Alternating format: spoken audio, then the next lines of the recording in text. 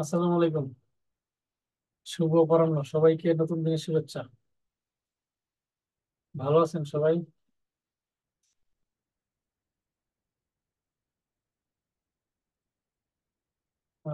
তাসলিমা খাতুন, ওয়ালাইকুম আসসালাম, আলহামদুলিল্লাহ ভালো আছি। রোজিনা তমনি, হ্যান্ড রাইজ করছেন, আনমিউট করেন। আসসালামাইকুম। আসসালামু আলাইকুম স্যার। সালাম, ভালো আছেন? স্যার আজকে আমি নতুন প্রথম জয়েন করলাম। আপনাকে বিদ্যাবাড়ির পক্ষ থেকে স্বাগত জানাচ্ছি, একই সাথে আহ নতুন দিনের স্বাগত জানাচ্ছি। জি আলহামদুলিল্লাহ স্যার।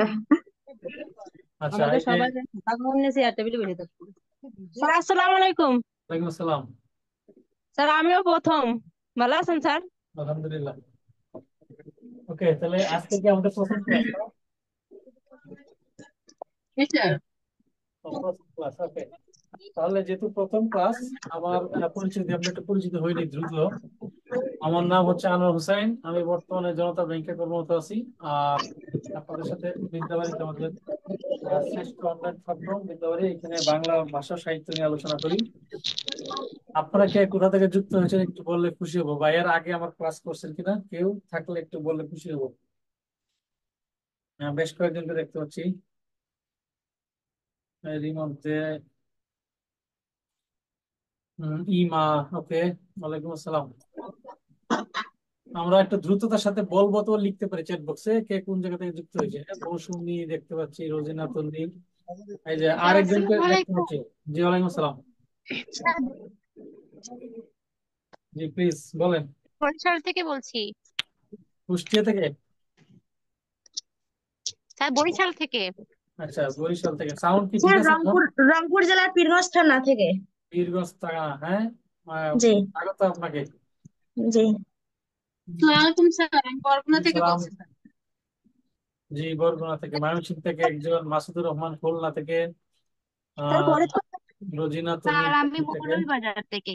মৌলভীবাজার থেকে, হ্যাঁ, চায়ের দেশ। মৌলভীবাজার কোথায় বাড়ি? জি স্যার। স্যার ফরিদপুর থেকে। মৌলভীবাজারের কুলাউড়া উপজেলা হাকালুকি কুলাউড়া হাওরের উপজেলা, পাশে। ওকে। মৌলভীবাজারে আমি গেছি। মৌলভীবাজার হচ্ছে আপনার ওই পাতাকুড়ির দেশ একটা পত্রিকা আছে, এখন আছে কিনা জানি না। হুম, স্যার পাতাকুড়ির আমার দেশ। বাড়ি আবু সাইদ ভাইয়ের বাড়ির পাশের গ্রামে।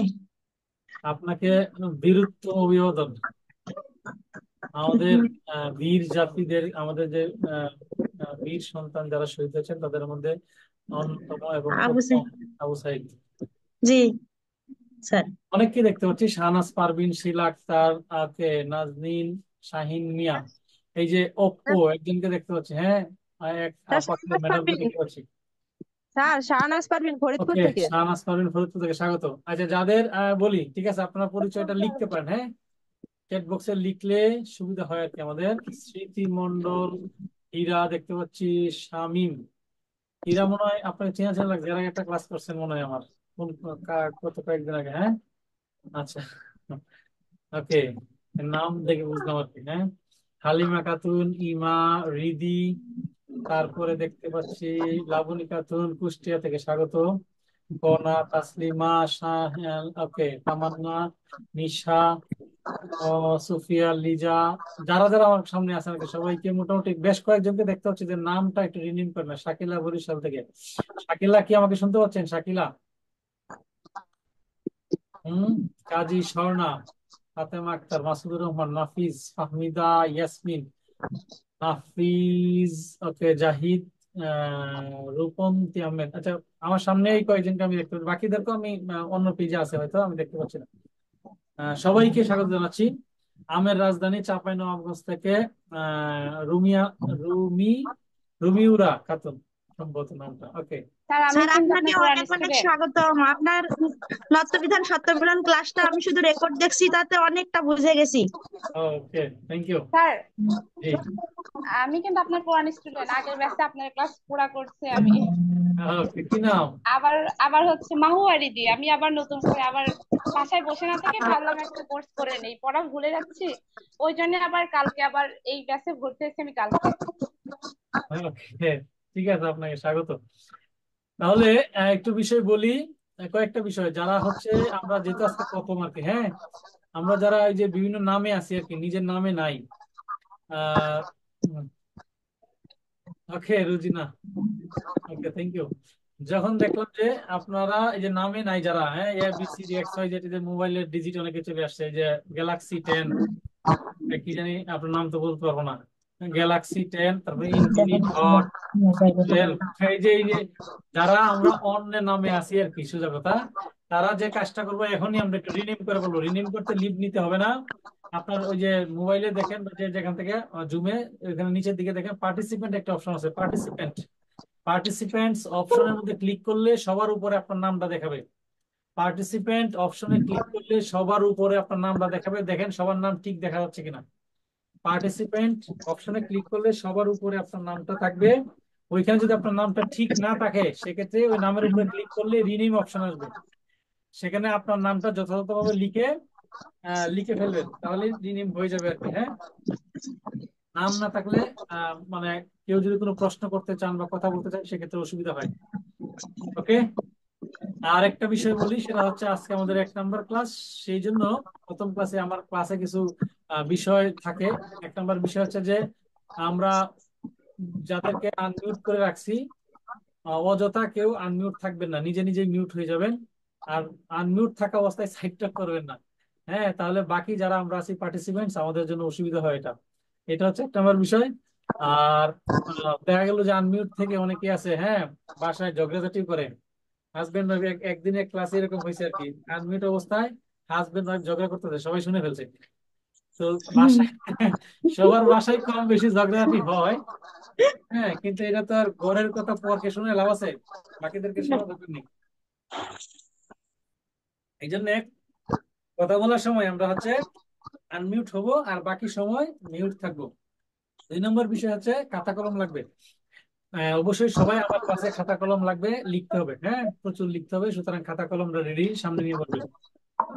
3 নম্বর বিষয় হচ্ছে আমরা যে টপিক গুলো আলোচনা করব, আজকে আমাদের যে টপিক গুলো আছে সেই টপিক গুলো, এই যে আজকে আমাদের টপিক দেখতে পাচ্ছি, প্রত্যেকটা টপিক আলোচনা করার পরে আপনাদেরকে সময় দেওয়া হবে, এবং আপনারা সেই টপিকের উপরে যদি কোনো প্রশ্ন থাকে সেই প্রশ্ন আপনারা করতে পারবেন। হ্যাঁ, কিন্তু টপিকের মাঝখানে বা টপিক শুরুর আগেই কোনো প্রশ্ন করবেন না, তাহলে যে আলোচনাটা হয়তো আমি টপিকের মধ্যে করতাম, যে প্রশ্ন উত্তরটা দিতাম, সেটা আগেই আপনি প্রশ্ন করে ফেললে মনোযোগ নষ্ট হয়। স্যার এই হচ্ছে এতগুলো বিষয়। টপিক একদিন শেষ করলে মাথা গোলাই যায়। হ্যাঁ হ্যাঁ, এতগুলো টপিক একদিনে শেষ করলে মাথা গোলাই যায়। আচ্ছা, এটা হচ্ছে আমার আমার মানে আপনাদের যারা ভর্তি হয়েছে, কোর্স প্ল্যানটা নিশ্চয়ই দেখছেন, সেখানে কয়টা ক্লাস আছে সেটা আপনারা দেখছেন। তো বাংলা বা ভাষা ও সাহিত্যের উপরে কয়টা ক্লাস আছে সেইটার উপর নির্ভর করেই বিদ্যালয়ের যারা অথরিটি আছে তারা এটা ক্লাসটা তৈরি করছে আর কি। হ্যাঁ, এখানে আমার করণীয় কিছু নেই, আমি চেষ্টা করবো সবগুলো টপিকই যেন মাথা না গুলায় সোজা মাথায় বুঝতে পারেন, সেই চেষ্টাটাই আমার থাকবে আর কি। হ্যাঁ, তো এইটা হচ্ছে একটা ব্যাপার। আর যেহেতু এটা সার্ভিস সংক্রান্ত বিষয়, আরেকটা বিষয় সেটা বলি, যে সার্ভিস সংক্রান্ত যদি কোনো বিষয় হয়, ধরেন কোনো ক্লাস মিস গেছে, বা ক্লাসের ভিডিও দেওয়া হয় নাই, পিডিএফ দেওয়া হয় নাই, অথবা দেখা গেল যে আপনাদের লেকচার শিট পাওয়ার কথা পান নাই, বা পরীক্ষার সমস্যা হয়েছে, রুটিন সংক্রান্ত সমস্যা ইত্যাদি ইত্যাদি, এই যে সার্ভিস সংক্রান্ত বিষয়গুলো, এগুলো দয়া করে একটা সার্ভিসে ফোন করবেন বা হোয়াটসঅ্যাপ করবেন। বিভিন্ন গ্রুপ আছে বিদ্যালয়ে, আপনারা ইতিমধ্যে জানেন, এগুলোতে আপনারা একটু নক করবেন। সার্ভিস সংক্রান্ত বিষয় আমাকে বললে আমি শুধু শুনতেই পারবো, যথাযথ উত্তর দিতে পারবো না, কারণ এটা আমার জানা নাই। হুম? আমি কেবল এই যে আজকে যে বিষয়গুলো আছে সেই বিষয়গুলোতে কোনো প্রশ্ন থাকলে সেগুলো উত্তর দিতে পারবো। তাহলে রেডি সবাই? শুরু করবো আমাদের আলোচনা। 1 নম্বর লেকচারে আমাদের বাংলা ভাষার উদ্গম ও ক্রমবিকাশ নিয়ে আলোচনা করা হয়েছে। এখানে যে বিষয়টা আমরা খুব খেয়াল করবো, সেটা হচ্ছে যে এই বাংলা ভাষা কিভাবে বাংলা ভাষাটা আমাদের হলো, সৃষ্টি হলো, এবং সেই ভাষার আজ পর্যায়ে আজকে পর্যন্ত আসার যে পর্যায়, এই পর্যায়ক্রমটা আমরা সংক্ষিপ্ত আকারে দেখবো। এখান থেকে বিভিন্ন ধরনের প্রশ্ন বিভিন্ন পরীক্ষায় থাকে, বিসিএস, ব্যাংক, প্রাইমারি, নিবন্ধন, সব এখানে 11 থেকে 20 গ্রেডের বিভিন্ন পরীক্ষা এখান থেকে প্রশ্ন আসতে দেখা যায়। বিভিন্ন ধরনের প্রশ্নগুলো পর্যালোচনা করলে আমরা দেখি যে এখানে বিভিন্ন ধরনের প্রশ্ন আসে। তো এটা আমরা একটু ভালো করে পড়ার চেষ্টা করব। আর বাংলা লিপি, হ্যাঁ, বাংলা লিপির সৃষ্টি, ইতিহাস, ক্রমপর্যায়, বিবর্তন, বাংলা লিপির জনক, ইত্যাদি ইত্যাদি, এগুলো আমরা দেখবো, এখান থেকে প্রশ্ন আসে। বাংলা ব্যাকরণ এবং তার আলোচ্য বিষয়, বাংলা ব্যাকরণের আলোচ্য বিষয়গুলো কি কি, মূল টপিক গুলো কি কি, সাব টপিক গুলো কি কি, সাব টপিক গুলো কোন কোন মূল টপিকের ভিতরে থাকে সেই বিষয়গুলো আমরা সংক্ষিপ্ত আকারে দেখবো। আরেকটা গুরুত্বপূর্ণ টপিক হচ্ছে ধ্বনি ও বর্ণ। আমরা যে যে বর্ণগুলো লিখলাম এখানে বোর্ডের মধ্যে বা আমরা যে কথা বলি সেই ধ্বনি ও বর্ণগুলো কোনটা কি, স্বরবর্ণ, ব্যঞ্জন বর্ণ, নীল বর্ণ, তারপর হচ্ছে অল্প প্রাণ, মহাপ্রাণ ও ঘুষ ঘুষ, হ্যাঁ, পরশ্রী ধ্বনি, তারঞ্জক ধ্বনি ইত্যাদি ইত্যাদি যেগুলো আছে সেইগুলো আমরা বিস্তারিত আকারে দেখবো। আরেকটা বিষয় হচ্ছে এই যে ধ্বনি পরিবর্তন, হ্যাঁ, ধ্বনির পরিবর্তনটা কিভাবে হয় এবং খুব সহজেই কিভাবে আমরা এটা নির্ণয় করতে পারি, সেইটাও আজকে আমরা দেখবো। আশা করি আমাদের 2 ঘন্টার ক্লাস না, 2 ঘন্টার ক্লাস। আচ্ছা, আমাদের আমরা 2 ঘন্টা থাকবো একসাথে এবং যতটুকু টপিক আজকে আছে সেই টপিক গুলো আমরা যদি একটু মনোযোগ সহকারে আমরা একটু খেয়াল করি তাহলে আজকের যে টপিক গুলো আছে সেই টপিক গুলো অনেক বিষয় আমরা ভালো করে জানতে পারবো। আমাদের পরীক্ষার জন্য যে প্রশ্নগুলো আসে সেই প্রশ্নগুলোর জন্য পূর্ণাঙ্গ একটা প্রস্তুতি এই টপিক গুলো থেকে হবে। প্রথমেই আমরা আলোচনা করব বাংলা ভাষার উদ্ভব ও ক্রমবিকাশ। পৃথিবীতে প্রায় 3,500 মতো ভাষা আছে আহ লিপিবদ্ধ আকারে। এই ভাষাগুলো প্রত্যেকটা ভাষাই কোনো না কোনো ভাষা গোষ্ঠীর অন্তর্গত। আমরা যেরকম কয়েকজন পরিবারের সদস্য মিলে, কয়েকজন মানুষ মিলে একটা পরিবার হয়, তেমনি কয়েক হাজার ভাষা মিলে বা হাজার, 1,500, 1,000 এরকম ভাষা মিলে হচ্ছে একটা ভাষা গোষ্ঠী তৈরি হয়। এখানে আমরা বেশ কয়েকটা ভাষা গোষ্ঠী দেখতে পাচ্ছি, ইন্দো ইউরোপীয়, চীনা, তিব্বতীয়, আফ্রিকীয়, সেমি, ভূমি ইত্যাদি ইত্যাদি। এই যে ভাষা গোষ্ঠীগুলো আছে এই ভাষা গোষ্ঠীগুলোর অন্তর্গত হচ্ছে পৃথিবীর প্রায় 3,500 ভাষা। হ্যাঁ, এরকম 12টা ভাষা গোষ্ঠী আছে, 12টি ভাষা গোষ্ঠী আছে। তার মধ্যে অন্যতম একটা ভাষা গোষ্ঠী হচ্ছে ইন্দো ইউরোপীয়। ইন্দো ইউরোপীয় ভাষা গোষ্ঠী থেকে কিভাবে পরবর্তীতে অন্যান্য ভাষার সৃষ্টি হবে তার সম্পর্কে একটা ইতিহাস দেখবো। এবং এই ইন্দো ইউরোপীয় ভাষা গোষ্ঠী থেকেই আমাদের বাংলা ভাষার সৃষ্টি হয়েছে সেটা আমরা দেখবো। ওকে, তাহলে আমরা দেখবো হচ্ছে পৃথিবীতে অন্যতম একটা ভাষা গোষ্ঠীর নাম হচ্ছে, এই আমাকে ভালো কলম দিবেন, হ্যাঁ, ইন্দো ইউরোপীয়। অন্যতম একটা ভাষা গোষ্ঠীর নাম হচ্ছে ইন্দো ইউরোপীয়। এই ইন্দো ইউরোপীয় ভাষা গোষ্ঠী অনেক দিন আগে সৃষ্টি হয়েছে। সেটা কতদিন আগে? আজ থেকে প্রায় 7,000 বছর আগে। হ্যাঁ, খ্রিস্টপূর্ব 5,000 অব্দে, খ্রিস্টপূর্ব 5,000 অব্দে এই ভাষা গোষ্ঠীর সৃষ্টি হচ্ছে বলে ধারণা করা হয়। খ্রিস্টপূর্বের 5,000 অব্দে। ও আচ্ছা, বোর্ডে। এরপরে বর্তমানে 2024 সাল চলে। আমরা যদি হিসাব করি 5,000 আর 2,000 সাল মোটামুটি যদি আমরা হিসাব করি তাহলে দেখা গেল যে প্রায় এই ভাষা গোষ্ঠীর বয়স হচ্ছে প্রায় 7,000 বছর। হ্যাঁ, তাহলে 7,000 বছরের বিবর্তনের মধ্য দিয়ে এই ভাষা গোষ্ঠী চলে যাচ্ছে। তো আমরা আমাদের পরীক্ষার জন্য যতটুকু দরকার সেই ইতিহাসটা আমরা একটু দেখার চেষ্টা করব। প্রথম প্রশ্নটা হচ্ছে এখানে আমরা যেটা দেখবো সেটা হচ্ছে বাংলা ভাষা কোন ভাষা গোষ্ঠীর অন্তর্গত। পরীক্ষায় এর আগে প্রশ্ন আসছে বিভিন্ন সময়, কোন ভাষা গোষ্ঠীর অন্তর্গত।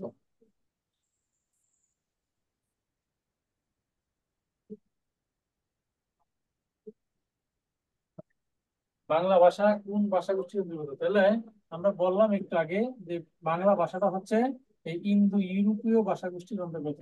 ইন্দো ইউরোপীয় ভাষা গোষ্ঠীর অন্তর্গত। পৃথিবীতে যে 3,500 ভাষা আছে তার মধ্যে 12টি ভাষা গোষ্ঠী অন্তর্গত সব ভাষা, তেমনি একটা ভাষা গোষ্ঠীর নাম হচ্ছে ইন্দো ইউরোপীয়। এবং আমাদের এই বাংলা ভাষাটাও আসছে ইন্দো ইউরোপীয় ভাষা গোষ্ঠী থেকে। ইন্দো ইউরোপীয় ভাষা গোষ্ঠীর প্রধান শাখা হচ্ছে 2টি। হিন্দু ইউরোপীয় ভাষা গোষ্ঠীর প্রধান শাখা 2টি, একটার নাম হচ্ছে শতম আর একটার নাম হচ্ছে ক্যান্থম। একটা নাম হলো শতম আর একটা নাম হলো ক্যান্থম। এটাও প্রশ্ন আসে পরীক্ষায় মাঝে মাঝে যে ইন্দো ইউরোপীয় প্রধান শাখা কয়টি। ইন্দো ইউরোপীয় প্রধান শাখা হচ্ছে 2টি, একটা হচ্ছে শতম শাখা আর হচ্ছে ক্যান্থম শাখা। ইন্দু মানে হচ্ছে হিন্দুস্তান অর্থাৎ ভারতীয় উপমহাদেশ। ভারতীয় উপমহাদেশের যে কয়েকটা দেশ বা অঞ্চল আছে, ভারত, পাকিস্তান, নেপাল, ভুটান, শ্রীলঙ্কা, বাংলাদেশ ইত্যাদি, এই দেশগুলোর ভাষা এই ভাষা গোষ্ঠীর অন্তর্গত, তাই ইন্দু। আর ইউরোপীয় মানে হচ্ছে ইউরোপ মহাদেশের অধিকাংশ দেশের ভাষাই এই ভাষা গোষ্ঠীর অন্তর্গত, তাই এই ভাষা গোষ্ঠীর নাম হয়েছে ইন্দো ইউরোপীয়। অর্থাৎ ভারতীয় উপমহাদেশ এবং ইউরোপ মহাদেশের যে দেশ বা অঞ্চলগুলো আছে সেই দেশ বা অঞ্চলের ভাষাগুলো এই ভাষা গোষ্ঠী থেকে সৃষ্টি হয়েছে। এবং আমাদের ইন্দু অর্থাৎ ভারতীয় উপমহাদেশের যে ভাষাগুলো এই সবগুলো ভাষায় এই শতম শাখা থেকে সৃষ্টি হয়েছে। আর ইউরোপীয় মহাদেশের ভাষাগুলো সৃষ্টি হয়েছে এই কেন্দ্রম শাখা থেকে। তাহলে স্বাভাবিকভাবেই আমাদের বাংলা ভাষা কোন শাখা থেকে সৃষ্টি হয়েছে? ইন্দো ইউরোপীয় কোন শাখা থেকে সৃষ্টি হয়েছে বাংলা ভাষা? শতম শাখা থেকে নাকি কেন্দ্রম শাখা থেকে? সপ্তম শাখা থেকে। যেহেতু আমাদের বাংলাদেশটা হচ্ছে ভারতীয় উপমহাদেশের অন্তর্গত, সুতরাং পরবর্তীতে আমরা দেশ ভাগ হয়েছে 47-এ, তারপর 71-এ স্বাধীনতা পেয়েছি, 24-এ আমরা একটা পূর্ণাঙ্গ বা প্রকৃত স্বাধীনতা যেটাকে বলা হয় সেটা আমরা পেয়েছি। তো এই ইন্দু অঞ্চলের যত দেশ বা অঞ্চল আছে সবগুলো ভাষা আসছে এই শতম শাখা থেকে। তাহলে স্বাভাবিকভাবেই আমাদের বাংলা ভাষাটা ইন্দো ইউরোপীয় শতম শাখা থেকে সৃষ্টি হয়েছে। শতম শাখার অনেকগুলো স্তর আছে। এই স্তরগুলোর মধ্যে যেগুলো গুরুত্বপূর্ণ তার মধ্যে একটা হচ্ছে প্রাচীন ভারতীয় আর্য ভাষা। প্রাচীন ভারতীয় আর্য, প্রাচীন ভারতীয় আর্য। এই প্রাচীন ভারতীয় আর্য ভাষার পরবর্তীতে আরেকটা স্তর হচ্ছে সংস্কৃত বা তৎসম। সংস্কৃত ভাষাকে সংস্কারের মাধ্যমে পরবর্তীতে আরেকটি শাখা তৈরি হয়েছে স্তর, তার নাম হচ্ছে প্রাকৃত। প্রাকৃত ভাষা, প্রাকৃত শব্দের অর্থটা সাধারণত পরীক্ষায় আসে। প্রাকৃত মানে হচ্ছে স্বাভাবিক। প্রাকৃত পদের অর্থ হচ্ছে স্বাভাবিক, ন্যাচারাল। প্রাকৃত কথার অর্থ হলো স্বাভাবিক। প্রাকৃতের বেশ কয়েকটা শাখা আছে, তার মধ্যে দুইটি শাখা অন্যতম। একটা হচ্ছে মাগধী প্রাকৃত, মাগধী প্রাকৃত। আরেকটা হচ্ছে গৌড়ীয় প্রাকৃত, গৌড়ীয় প্রাকৃত। মাগধী প্রাকৃত আর একটা হচ্ছে গৌড়ীয় প্রাকৃত। প্রাকৃত যে স্তরটা আছে সেই স্তরের দুইটা শাখা, একটা হচ্ছে মাগধী প্রাকৃত আর একটা হচ্ছে গৌড়ীয় প্রাকৃত। মাগধী প্রাকৃত থেকে বাংলা ভাষার সৃষ্টি হয়েছে বলে অনেক পণ্ডিত মনে করেন। মাগধী প্রাকৃত থেকে বাংলা ভাষার সৃষ্টি হয়েছে বলে অনেক পণ্ডিত মনে করেন। তবে যিনি প্রথম বলছেন যে মাগধী প্রাকৃত থেকে বাংলা ভাষা সৃষ্টি হয়েছে তার নাম কি? তার নাম স্যার জর্জ গ্রিয়ারসন। যিনি প্রথম বলছেন যে মাগধী প্রাকৃতের যে মাগধী শাখা আছে সেই শাখা থেকে বাংলা ভাষা সৃষ্টি হয়েছে, এটা প্রথম বলছেন স্যার জর্জ গ্রিয়ারসন। এই প্রশ্ন আমাদের পরীক্ষায় আসছে, মাঝে মাঝে আসে বিভিন্ন পরীক্ষায়, সুতরাং এটা আমাদের জানা থাকতে হবে। তবে বাজারের যে গাইড বইগুলো আছে সেটাতে ভুল তথ্য দেওয়া আছে। এটা হচ্ছে যে যে মাগধী প্রাকৃত থেকে বাংলা সৃষ্টি হচ্ছে এটা বলেছেন কি নীতি চট্টোপাধ্যায়। এটা হচ্ছে 100% ইনকারেক্ট। সত্যটা হলো বা সঠিক হচ্ছে এই মতের প্রবক্তা আর জর্জ গ্রিয়ারসন। পরবর্তীতে ডক্টর সহ সুকুমার সেন পণ্ডিত এই মতের পক্ষে সমর্থন করেছেন। তারা বলেছেন যে স্যার জর্জ গ্রিয়ারসন যেটা বলছে এটাই সঠিক। বাংলা ভাষার জন্য প্রাকৃতিক স্যার, কথা ভালোভাবে স্পষ্ট বোঝা যাচ্ছে না। সবাইকে আনমিউট করে দেওয়া হোক। ওকে, তাহলে স্যার জর্জ গ্রিয়ারসন প্রথম বলেছেন যে এই মাগধী প্রাকৃত থেকে বাংলা ভাষা সৃষ্টি হয়েছে। পরবর্তীতে অনেকেই সেটাকে সমর্থন করেছেন, ডক্টর সুনীতি কুমার চট্টোপাধ্যায় সমর্থন করেছেন, কিন্তু ডক্টর সুনীতি কুমার চট্টোপাধ্যায় এটা বলেন নাই। প্রথম বলছেন স্যার জর্জ গ্রিয়ারসন, এটা মাথায় রাখতে হবে। দ্বিতীয়ত, এই যে গৌড়ীয় প্রাকৃত একটা শাখা দেখতে পাচ্ছি, আমাদের এই বঙ্গের একজন বিখ্যাত ভাষাবিদ যার নাম হচ্ছে doctor Mohammad Shahidullah. Doctor Mohammad Shahidullah, doctor Mohammad Shahidullah তিনি বলেছেন যে বাংলা ভাষার সৃষ্টি মাগধী প্রাকৃত থেকে নয়। তিনি বলেছেন বাংলা ভাষার সৃষ্টি হচ্ছে গৌড়ীয় প্রাকৃত থেকে। এবং গৌড়ীয় প্রাকৃতের আরো কয়েকটা স্তর তিনি দেখিয়েছেন। বলেছেন গৌড়ীয় প্রাকৃতের পরবর্তী একটা স্তরের নাম হচ্ছে অপভ্রংশ। অপভ্রংশ কথার অর্থ হচ্ছে বিকৃত, বিকৃত। গৌড়ীয় প্রাকৃতের এই যে ভাষাটা, ওই স্তরের ভাষাটা অপভ্রংশের মাধ্যমে বিকৃত হয়ে পরবর্তীতে আরেকটা স্তর লাভ করছে যার নাম হচ্ছে বঙ্গ কামরূপী। বঙ্গ কামরূপী। এবং ডক্টর মোহাম্মদ শহীদুল্লাহ তিনি মনে করেন এই বঙ্গ কামরূপী থেকেই পরবর্তীতে দুইটা ভাষার সৃষ্টি হয়েছে, একটা হচ্ছে বাংলা ভাষা আর একটা হচ্ছে অসমীয় ভাষা। অসমীয় ভাষা। তাই বাংলা ভাষার সহোদর ভাষা বলা হয় অসমীয় ভাষাকে, বা অসমীয় ভাষার সহোদর ভাষা বলা হয় বাংলা ভাষাকে। সহোদর মানে একই উদর থেকে জন্মজাত, তাকে বলা হয় সহোদর। একই উদর থেকে, উদর মানে একই পেট, একই উদর বা পেট থেকে জন্মজাত, তাকে বলা হয় সহোদর। বাংলা ভাষার সহোদর ভাষা হচ্ছে অসমীয় ভাষা, বা অসমীয় ভাষার সহোদর ভাষা হচ্ছে বাংলা ভাষা। তাহলে বিষয়টা কি দাঁড়ালো? বিষয়টা হচ্ছে যে ইন্দো ইউরোপের যে বেশ কয়েকটা স্তর বা শাখা আছে, সেই শাখাগুলোর একটা শাখার নাম হচ্ছে প্রাকৃত। এই প্রাকৃত শাখাটা দুই ভাগে ভাগ, একটা মাগধী প্রাকৃত আর একটা হচ্ছে গৌড়ীয় প্রাকৃত। মাগধী প্রাকৃত থেকে বাংলা ভাষার সৃষ্টি হচ্ছে বলেছেন sir George Grierson. Doctor Suniti Kumar Chattopadhyay সহ অধিকাংশ পণ্ডিত এটাকে সমর্থন করেছেন। আর গৌড়ীয় প্রাকৃত থেকে বাংলা ভাষার সৃষ্টি হচ্ছে বলে মত দিয়েছেন আমাদের এই বঙ্গের ভাষাবিদ ডক্টর মোহাম্মদ শহীদুল্লাহ। তিনি বলেছেন এই গৌড়ীয় প্রাকৃতের আরেকটি পরবর্তী স্তর তৈরি হয়েছে যার নাম হচ্ছে অপভ্রংশ। তারপরে আরেকটা স্তর তৈরি হয়েছে যার নাম হচ্ছে বঙ্গ কামরূপী।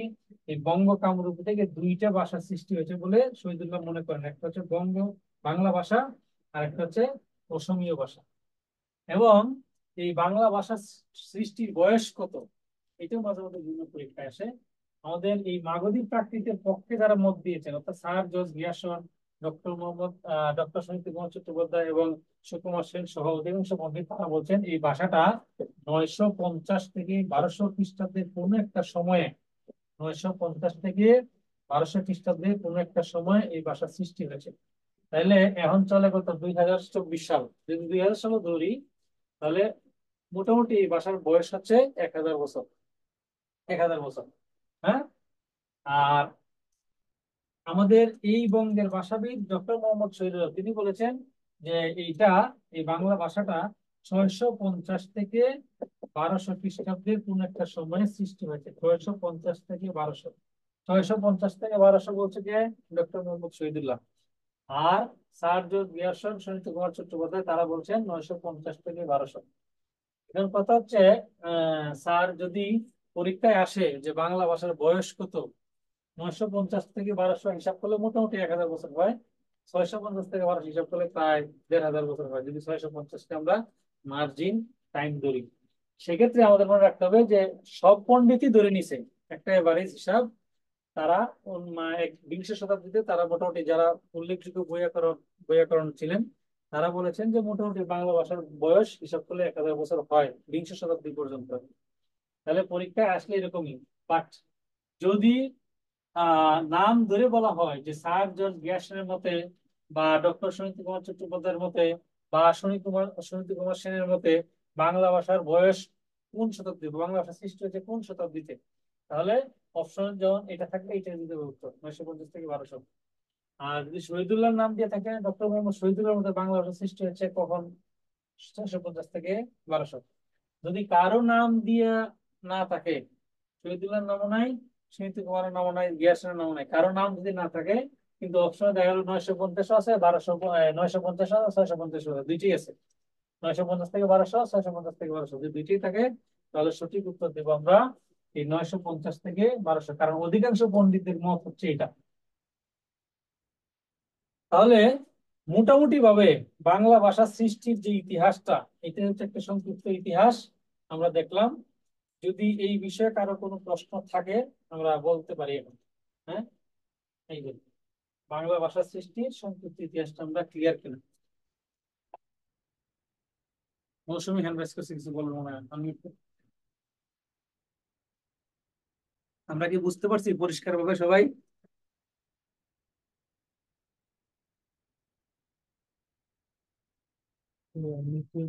তার কথা মৌসুমী শুনতে বলেন। পাচ্ছেন? হ্যাঁ, শুনতে পাচ্ছি। বলতেছি তার সংস্কৃত ওই প্রাকৃতর পরের তো বুঝতে পারতেছি না, মানে একটু মানে ঘোলাটে লাগছে। ওকে ওকে, গোলাটে লাগলে পরিষ্কার করি, আপনি থাকেন আমার সাথে। Thank you. তাহলে প্রাকৃতের পরে বলছি যে প্রাকৃত থেকে দুইটা শাখার সৃষ্টি হয়েছে, দুইটা শাখা, দুইটা ডাল বেরোইছে আর কি। একটা হচ্ছে মাগধী প্রাকৃত আর একটা হচ্ছে গৌড়ীয় প্রাকৃত। হ্যাঁ। তাহলে জি মাগধী স্যার। প্রাকৃত আরো আছে, কিন্তু মূলত দুইটা ডালি হচ্ছে বা দুইটা শাখা হচ্ছে প্রধান, অর্ধ মাগধী আছে এবং আরো আছে। তাহলে মাগধী প্রাকৃত থেকে বাংলা ভাষা সৃষ্টি হয়েছে অনেকেই মনে করেন। তার মধ্যে প্রথম যিনি মনে করেন এটা বা এই মত প্রথম প্রদান করেছেন তিনি হচ্ছেন জর্জ গিয়াস। জর্জ গ্যারসন। আর আমাদের এই অঞ্চলের ভাষাবিদ ডক্টর মোহাম্মদ শহীদুল্লাহ তিনি মনে করেন যে প্রাকৃত যে গৌড়ীয় শাখাটা আছে সেই গৌড়ীয় শাখা থেকে বাংলা ভাষা সৃষ্টি হয়েছে, মাগধী থেকে না। তিনি মনে করেন যে গৌড়ীয় শাখা থেকে পরবর্তীতে আরেকটা শাখা তৈরি হয়েছে যার নাম হচ্ছে অপভ্রংশ। তারপর অপভ্রংশ। আরেকটা শাখা তৈরি হয়েছে যার নাম হচ্ছে বঙ্গ কামরূপী। বঙ্গভঙ্গ। সর্বশেষ স্তর এই বঙ্গ কামরূপী থেকে বাংলা ভাষা সৃষ্টি হয়েছে বলে মনে করেন ডক্টর মোহাম্মদ শহীদুল্লাহ। ক্লিয়ার? জি স্যার। সবাই কি বুঝতে পারছি?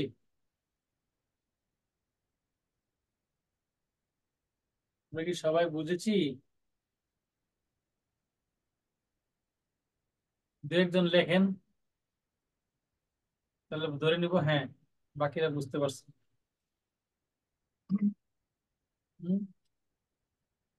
ওকে, ঠিক আছে। ওকে, তারপরে আমরা দেখব যে বাংলা লিপি সৃষ্টি ইতিহাস। বাংলা লিপি, হ্যাঁ,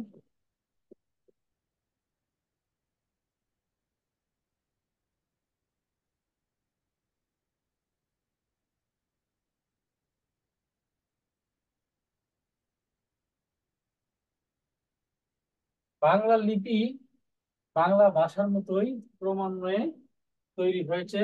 হঠাৎ করেই ধাপ করে একদিন ফেসবুক থেকে বাংলা লিপি বের হয়ে যায় নাই। হ্যাঁ, ক্রমান্বয়ে এটা আস্তে আস্তে আহ ওকে তৈরি হয়েছে। কিরকম? আমাদের এই অঞ্চলে বেশ কয়েকটা লিপি আছে, তার মধ্যে সিন্ধু লিপি, হ্যাঁ, প্রাচীন ভারতীয় লিপির মধ্যে প্রায় 3টা লিপি বলার আমরা তথ্য জানতে পারি। তার মধ্যে একটা হচ্ছে সিন্ধু লিপি, একটা হচ্ছে খরষ্ঠী লিপি, আর একটা হচ্ছে ব্রাহ্মী লিপি। তবে এই অঞ্চলে 2টা লিপি সবচেয়ে বেশি প্রসিদ্ধ। তার মানে হচ্ছে সিন্ধু গ্রাম। প্রাচীন যে ভারতীয় লিপি বলা আছে, প্রাচীন ভারতীয় লিপি, এই প্রাচীন ভারতীয় লিপি থেকে পরবর্তীতে 2টা লিপিকে আমরা দেখতে পাই। একটা হচ্ছে খরষ্ঠী লিপি,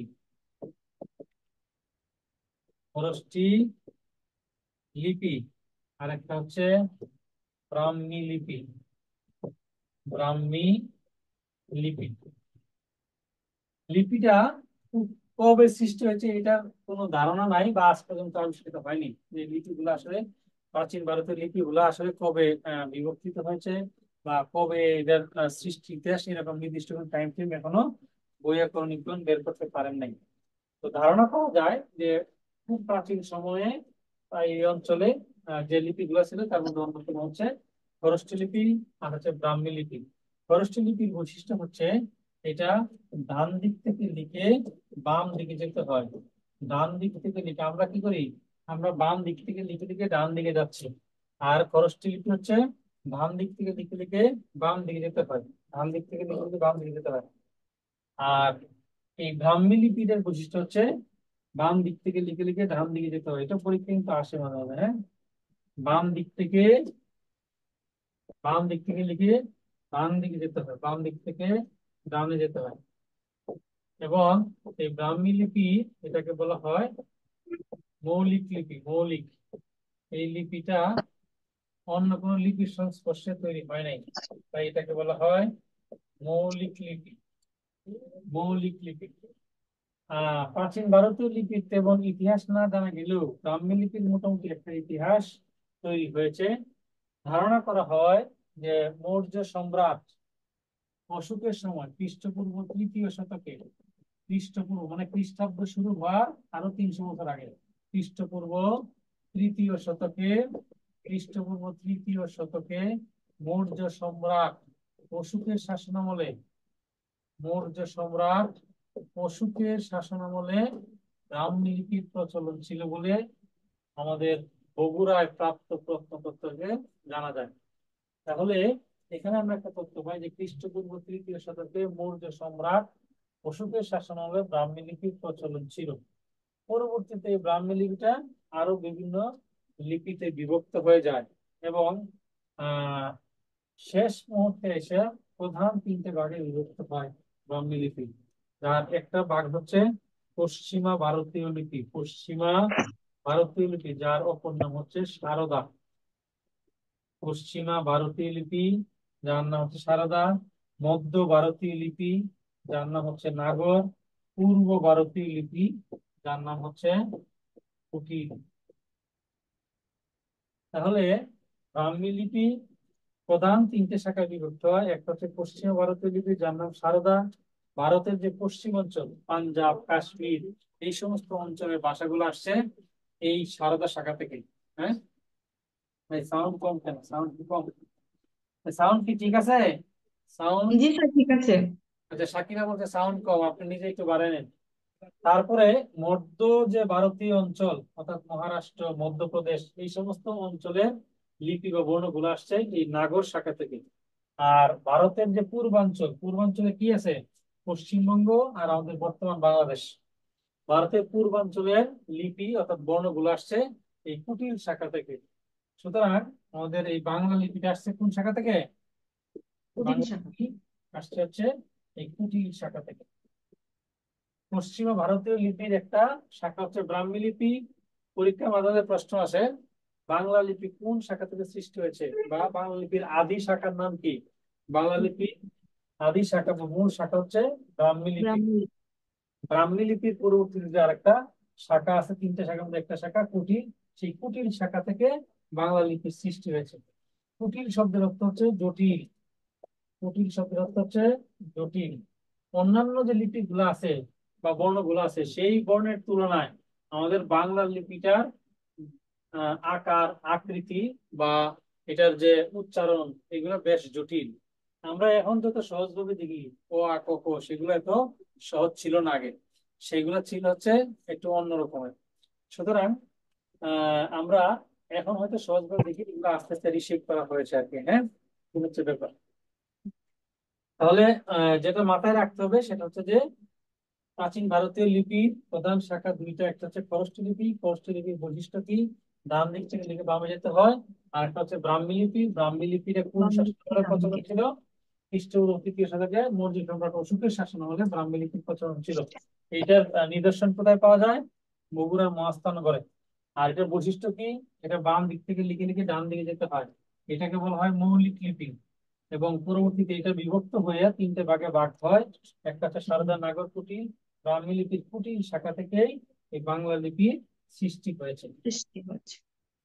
ক্লিয়ার বিষয়টা? জি স্যার। ওকে। লিপি থেকে আরো কিছু প্রশ্ন আমাদের পরীক্ষায় আসে, সেগুলো আমাদের জানতে হবে। এই যে বাংলা লিপি আমরা পড়লাম, এই বাংলা লিপির জনক কে? বাংলা লিপির জনক, বাংলা লিপির জনক হলেন, বাংলা লিপির জনক হচ্ছেন চার্লস উইলকিন্স। বাংলা লিপির জনক চার্লস উইলকিন্স। বাংলা লিপির জনক ব্রিটিশ এই ভদ্রলোক চার্লস উইলকিন্স। তারপরে আমরা লিখব বাংলা লিপির নকশাকার বা খোদাইকারী। হ্যাঁ, বাংলা লিপির নকশাকার, নকশাকার বা খোদাইকারী। বাংলা লিপির নকশাকার বা খোদাইকারীর নাম হচ্ছে কি নাম? পঞ্চানন কর্মকার। বাংলা লিপির নকশাকার বা খোদাইকারীর নাম হচ্ছে পঞ্চানন কর্মকার। চার্লস উইলকিন্সের পরামর্শে পঞ্চানন কর্মকার এগুলাকে শেপ প্রদান করেন বা আকৃতি প্রদান করেন। পরবর্তীতে আমরা দেখব বাংলা লিপির, বাংলা লিপি দৃশ্যমান হয় কোন আমলে? বাংলা লিপি দৃশ্যমান হয়, বাংলা লিপি দৃশ্যমান হয় কোন আমলে? পাল আমলে। পাল বংশ যে প্রতিষ্ঠা করেছিল গোপাল, সেই আহ কি বলে এটাকে, 750 থেকে প্রায় 1150 400 বছর প্রতিষ্ঠিত ছিল, সেই পাল আমলে বাংলা লিপিটা দৃশ্যমান হয়। তবে বাংলা লিপি বাংলা লিপি অক্ষর গঠনের কাজ শুরু হয়, অক্ষর বা বর্ণ, অক্ষর ঠিক না, কিন্তু পরীক্ষায় যেহেতু অক্ষর আসে যেন লিখলাম, বর্ণ গঠনের কাজ শুরু হয়। কাজ শুরু হয় কোন আমলে? অক্ষর গঠনের কাজ শুরু হয় কোন আমলে? সেন আমলে। সেন আমলে। এবং আরেকটা বিষয় আমাদের মনে রাখতে হবে, সেটা হচ্ছে যে বাংলা লিপি স্থায়ী রূপ লাভ করে। স্থায়ী রূপ লাভ করে কোন আমলে? পাঠান আমলে। বাংলা লিপি স্থায়ী রূপ লাভ করে, পাঠান মানে হচ্ছে আফগান শাসক যারা ছিলেন, হ্যাঁ, সেই ইখতিয়ার উদ্দিন, মোহাম্মদ বিন বখতিয়ার খলজি বা মইনুদ্দিন ঘুরি থেকে শুরু করে, হ্যাঁ, শের শাসন, সুরশাহ, তাদের সময়ে পাঠান আমলে বাংলা লিপি স্থায়ী রূপ লাভ করে। তাহলে মোটামুটি বাংলা লিপির নকশাকার বা বাংলা লিপির জনক চার্লস উইলকিন্স, বাংলা লিপির নকশাকার বা খোদাইকারী বা মুদ্রাক্ষরিক হচ্ছেন পঞ্চানন কর্মকার, বাংলা লিপির দৃশ্যমান হয় পাল আমলে, বাংলা লিপি বর্ণ বা অক্ষর গঠনের কাজ শুরু হয় সেন আমলে, বাংলা লিপি স্থায়ী রূপ লাভ করে পাঠান আমলে। এই অঞ্চলে প্রথম এই লিপি দিয়ে যে কার্যক্রম শুরু হয় বা ছাপাখানা তৈরি হয়, তার নাম কি? বঙ্গ অঞ্চলে। বঙ্গ অঞ্চলে বা বাংলাদেশে আর কি, হ্যাঁ, এখন তো বাংলাদেশ, আগে ছিল বঙ্গ অঞ্চল। বঙ্গ অঞ্চল বা বাংলাদেশে বাংলাদেশে প্রথম ছাপাখানার নাম কি? প্রথম ছাপাখানা বা প্রেসের নাম হচ্ছে বার্তাবহ যন্ত্র। বার্তাবহ যন্ত্র এটা কোথায় ছিল? রংপুরে। কত খ্রিস্টাব্দে? 1847 খ্রিস্টাব্দে। 1847 খ্রিস্টাব্দে রংপুরে বার্তাবহ যন্ত্র নামে এই অঞ্চলে প্রথম ছাপাখানা প্রতিষ্ঠিত হয়। পরবর্তীতে ঢাকায় একটা ছাপাখানা হয়, ঢাকায় প্রথম ছাপাখানা হয়, তার নাম কি?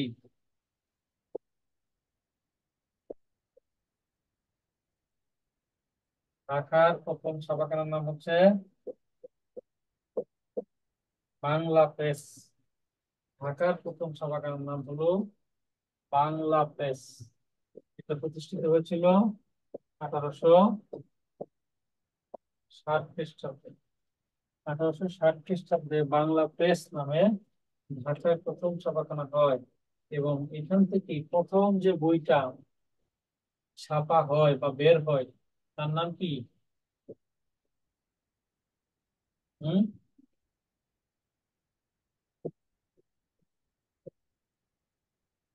এখান থেকে জি। প্রথম যে বইটা বের হয়, এই বাংলা প্রেস থেকে প্রথম যে বইটা বের হয় তার নাম হচ্ছে নীল দর্পণ। কে লিখছে নীল দর্পণ? হুম, দীনবন্ধু মিত্র। এইখান থেকে প্রথম যে বইটা প্রকাশিত হয় তার নাম হচ্ছে নীল দর্পণ, দীনবন্ধু মিত্রের। এবং এটা যখন হলো আহ নাটক একটা মূলত, এটা যখন মঞ্চায়িত হয় তখন মঞ্চের দিকে ঈশ্বরচন্দ্র বিদ্যাসাগর জুতা নিক্ষেপ করেছিলেন, হ্যাঁ, এটার কাহিনী এতটাই ইয়ে ছিল। পরবর্তীতে এই বইটা ট্রান্সলেট করা হয়, ইংরেজিতে ট্রান্সলেট করেন ইন্ডিগো প্ল্যান্টিং মিরর নামে। কে ট্রান্সলেট করেন? মাইকেল মধুসূদন দত্ত, এর নেটিভ শব্দ নামে মাইকেল মধুসূদন দত্ত এটাকে ট্রান্সলেট করেন। তো মোটামুটি লিপি থেকে এই বিষয়গুলোই আমাদের মনে রাখতে হবে আর কি, হ্যাঁ। আমরা নামাজের বিরতিতে যাবো একটু এখন নাকি? একটু পর, একটু পর, আদান পর, আদান দিয়ে পর। তো আমরা আরেকটা আলোচনা করি। এটা ক্লিয়ার মোটামুটি লিপি সম্পর্কে সবাই বুঝতে পারছি? জি স্যার। সবাইকে বুঝেছি? আমি কিন্তু একটু পরে ধরবো, চুপচাপ থাকলে হবে না। হ্যাঁ, আবার ভয়ে লিভ নিয়ে না স্যার। হ্যাঁ, লিভ নিলে কি করতে পারবো? কিছুই করতে পারবো না। লিভ নিলে হচ্ছে যেটা হবে যে কুড়াল এসে আপনার পায়ে পড়বে না, আপনার পাড়া কুড়ালের নিচে আগায় দিবেন। ঠিক আছে? ওকে। তারপরে আমরা দেখবো বাংলা ভাষার রীতি বিভাজন। বাংলা ভাষার রীতি ও বিভাজন। বাংলা ভাষার রীতি বিভাজন। বাংলা ভাষার রীতি প্রধানত দুই প্রকার। একটা হচ্ছে লৈখিক রীতি, আর একটা হচ্ছে মৌখিক রীতি। এটা একটু বহুত একটা সমস্যা। লৈখিক আর হচ্ছে মৌখিক। আরেকটা আছে বাংলা ভাষার রীতি, যেটাকে বলা হয় ইশারা ভাষা। হ্যাঁ, বিটিভিতে দেখবেন যখন খবর পড়ে তখন পাশে দিয়ে একজন বোঝাচ্ছে, হাত টাত নাড়তেছে, হ্যাঁ, তাকে বলে ইশারা ভাষা। তো সাইন ল্যাঙ্গুয়েজ আর কি। সেটা এখন আমাদের বই পুস্তক বা বাংলা একাডেমি প্রতিষ্ঠিত করে নাই, বা সেটা আসে না। এই জন্য আমরা যে দুইটা শ্রেণী দুইটাই করবো। দুই প্রকার, একটা হচ্ছে লৈখিক আর একটা হচ্ছে মৌখিক। এই লৈখিক আবার দুই প্রকার। একটা হচ্ছে লৈখিক আবার দুই প্রকার, একটা হচ্ছে সাধু আর একটা হচ্ছে চলিত। এই মৌখিক হচ্ছে দুই প্রকার, একটা হচ্ছে চলিত আর একটা হচ্ছে আঞ্চলিক। চলিত আর একটা হলো আঞ্চলিক। আঞ্চলিক যে ভাষাটা সেটাকে বলা হয় উপভাষা, অর্থাৎ নির্দিষ্ট একটা অঞ্চলের ভাষা। ইংরেজিতে এটাকে বলা হয় ডায়ালেক্ট। এখানে যে বিষয়গুলো মনে রাখতে হবে সেটা হচ্ছে এই সাধু ভাষা থেকে অনেক পরীক্ষা আসে। সাধু ভাষা মূলত ব্যবহৃত হয় কোন শব্দে? তৎসম শব্দে। সাধু ভাষা বেশি ব্যবহৃত হয় তৎসম শব্দে। তারপরে সাধু ভাষা কোথায় অনুপযোগী, ব্যবহার করা যায় না, সেটা হচ্ছে নাটকের সংলাপে। নাটকের সংলাপে সাধু ভাষা অনুপযোগী, নাটকের সংলাপে, বক্তৃতায়, হ্যাঁ, এই সমস্ত জায়গায় সাধু রেখাটা এটা হচ্ছে অনুপযোগী।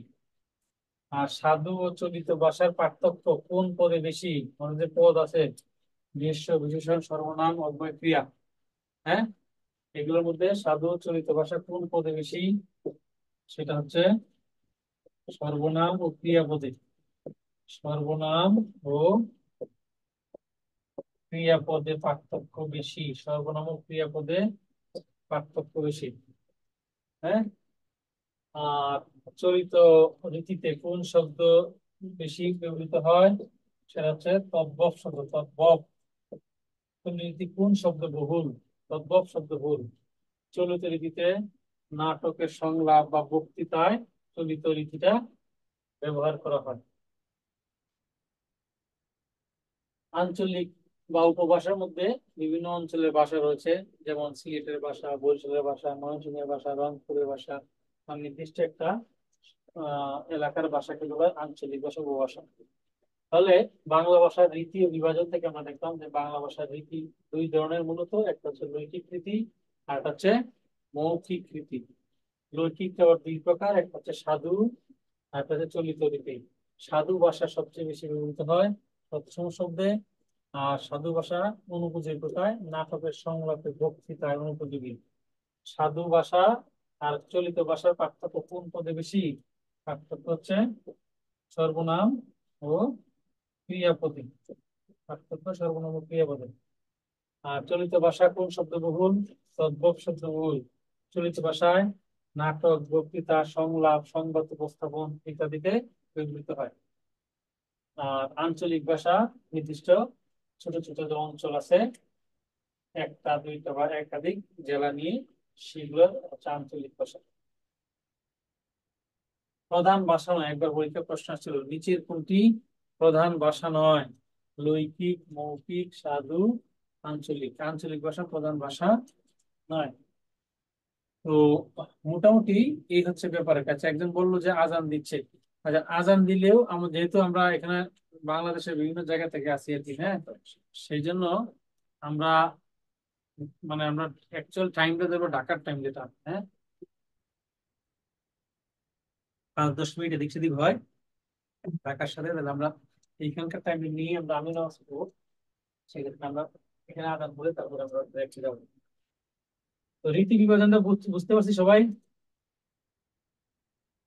বাংলা ভাষার রীতি বিভাজন, হ্যাঁ।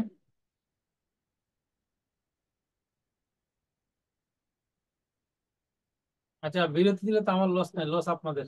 এত বেশি বিরতি করলে তো সমস্যা, হ্যাঁ, টপিক শেষ করা যাবে না। হ্যাঁ, তো ঠিক আছে। এখন আজান তো আরো 5 মিনিটের মধ্যে দিবে, তাই না? আমাদের হাতে একটু কম সময় পাওয়া যাবে এখন। হুম। আচ্ছা, দেখি একটু কাকে বুঝছি কম বেশি, দেখি তো দেখি। আমাদের এখান থেকে একটা প্রশ্ন বিগত সালে যেগুলো আসছে, এগুলো তো দেখে তারপর আমরা বিরতিতে যাই। বলেন তো, ওই যে ব্যাকরণ ও ভাষার মধ্যে কোনটি আগে সৃষ্টি হয়েছে? ব্যাকরণ ও ভাষার মধ্যে কোনটা, রোজিনা তুমি কি আনমিট করো, ব্যাকরণ ও ভাষার মধ্যে কোনটা আগে সৃষ্টি হয়েছে?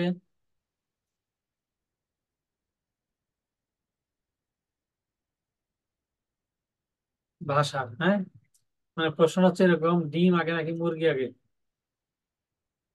হ্যাঁ, তাহলে ভাষা আগে সৃষ্টি হয়েছে ভাষা। ভাষাকে শৃঙ্খলিত করার জন্য, বিশ্লেষণ করার জন্য ব্যাকরণের সৃষ্টি। তাহলে আগে সৃষ্টি হচ্ছে ভাষা, পরে সৃষ্টি হচ্ছে ব্যাকরণ। ভাষা আগে, তারপর হচ্ছে ব্যাকরণ। ওকে। তারপর হচ্ছে বাংলা ভাষার মূল কোন ভাষার অন্তর্গত? বাংলা ভাষা কোন মূল ভাষার অন্তর্গত? দ্রাবিড়ীয়, ইন্দো ইউরোপীয়। ইউরোপীয়।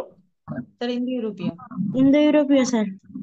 তবে বাংলা ভাষা হচ্ছে এই যে অন্যতম একটা ভাষা গোষ্ঠী যার নাম ইউরোপীয়, সেই ভাষা গোষ্ঠীর অন্তর্গত। তারপরে কোনটি লিপির বিবর্তন ধাপ নয়? বা পৃথিবীতে যে কিছু লিপি আছে, মিশরীয় লিপি, হাইরোগ্লিফিক, কিউনিফর্ম, তারপরে চৈনিক, কোনটি জাপানি, লিপি চীনা লিপি, তারপরে ব্রাহ্মী লিপি, খরষ্ঠী লিপি ইত্যাদি লিপির মধ্যে অন্যতম যে লিপিগুলো আছে সেগুলো বললাম। দেব লিপি বলে কোনো লিপি নাই।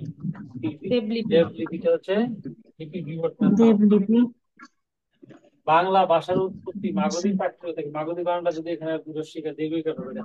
বাংলা ভাষার উৎপত্তি জর্জ মাগধী প্রাচ্য থেকে, গিয়ারসন। কেউ তৈরি করেছেন মোহাম্মদ শহীদুল্লাহ, সুকুমার সেন, জর্জ গিয়াসন, সুনীল মুখোপাধ্যায়। আচ্ছা, চ্যাট বক্সে উত্তর দিলে সুবিধা হয় আর কি, হ্যাঁ। তাহলে এই উক্তিটি করেছেন জর্জ গিয়াসন। যদি জর্জ গিয়াসন, এর একটা কথা বলি আপনাদেরকে, যদি কোন প্রশ্ন এরকম আসে, অপশনে জর্জ গিয়াসনের নাম নাই, অন্য কারোর নাম আছে বা সুনীতি কোনো নাম আছে, তাহলে উত্তর হবে সুনীতি কুমার চট্টোপাধ্যায়। জর্জ গিয়াসন করেন যিনি সবচেয়ে শক্ত মতামত প্রদান করেছেন, তিনি হচ্ছেন সুনীতি কুমার চট্টোপাধ্যায়। জর্জ গিয়াসন না থাকলে সুনীতি কুমার উত্তর দেওয়া যাবে, কিন্তু জর্জ গিয়াসন থাকা অবস্থায় জর্জ গিয়াসন। সুনীতি কুমারের উত্তর দেওয়া যাবে না। ডক্টর মোহাম্মদ শহীদুল্লাহ ছিলেন প্রধানত ভাষাতত্ত্ববিদ, সাহিত্যের ইতিহাস রচয়িতা, ইসলাম প্রচারক, সমাজ সংস্কারক। ভাষাতত্ত্ববিদ।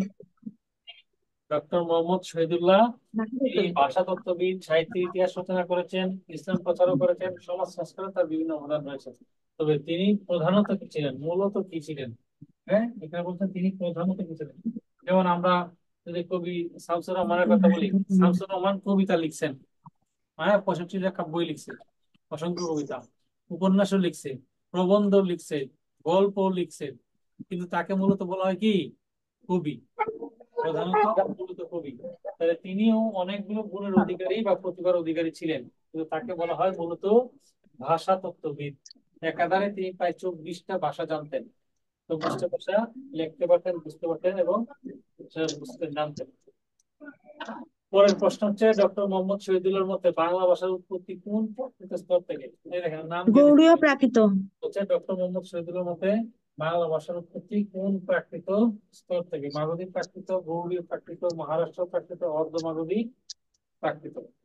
গৌড়ীয় প্রাকৃত। তাহলে গৌড়ীয় প্রাকৃত। ডক্টর মোহাম্মদ শহীদুল্লাহর মতে বাংলা ভাষার উৎপত্তি হচ্ছে প্রাকৃতের যে গৌড়ীয় শাখা আছে সেই গৌড়ীয় শাখা থেকে বাংলা ভাষার সৃষ্টি। স্যার নামাজ পড়ে আসি আগে, তারপর শুরু করেন। শেষ, যাবো এখনই। অপভ্রংশ কথার অর্থ কি? 17 অপভ্রংশ কথার অর্থ বিকৃত। উন্নত, বিবৃত, সাধারণ, সাধারণ বিকৃত। উন্নত, বিবৃত, সাধারণ বিকৃত কোনটা? বিকৃত। অপভ্রংশ কথার অর্থ হচ্ছে বিকৃত, বিকৃত। আচ্ছা, মোটামুটি এই প্রশ্নগুলো আর কি। আর এগুলো আমরা দেখছি। আমরা নামাজের জন্য বিরতিতে যাব 15 মিনিট। তারপরে এসে তারপরে এসে আমরা শুরু করবো হচ্ছে এই যে আরো কয়েকটা প্রশ্ন অংশ ছিল এখানে, যে ভারতীয় মৌলিক লিপি কোনটি? ভারতীয় মৌলিক লিপি ব্রাহ্মী কোনটি? লিপি। ব্রাহ্মী লিপি, মৌলিক লিপি ব্রাহ্মী লিপি। আর বাংলা লিপির উৎস কি? বাংলা লিপির সংস্কৃত, চীনা, আরবি, ব্রাহ্মী। ব্রাহ্মী লিপি। হচ্ছে ব্রাহ্মী লিপি, ব্রাহ্মী। ভারতীয় কোন লিপি বলে ডান দিক থেকে লেখা হয়? হিন্দি, মারাঠি, খরষ্ঠী। খরচটি স্যার, খরচটি। খরষ্ঠী। তারপর হচ্ছে কোন যুগে বাংলা লিপি ও অক্ষরের গঠন কাজ শুরু হয়? গঠন কার্য শুরু হয় কোন যুগে? পাঠান যুগে, সেন যুগে, পাল যুগে, মুঘল যুগে? পাঠান যুগে।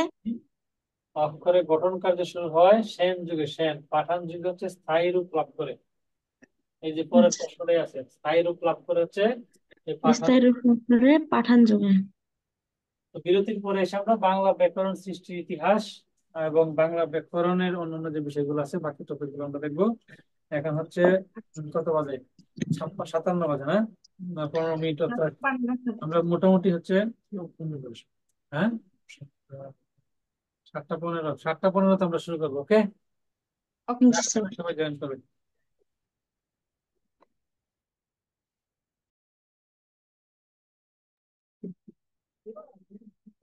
আমরা কি আসছি সবাই?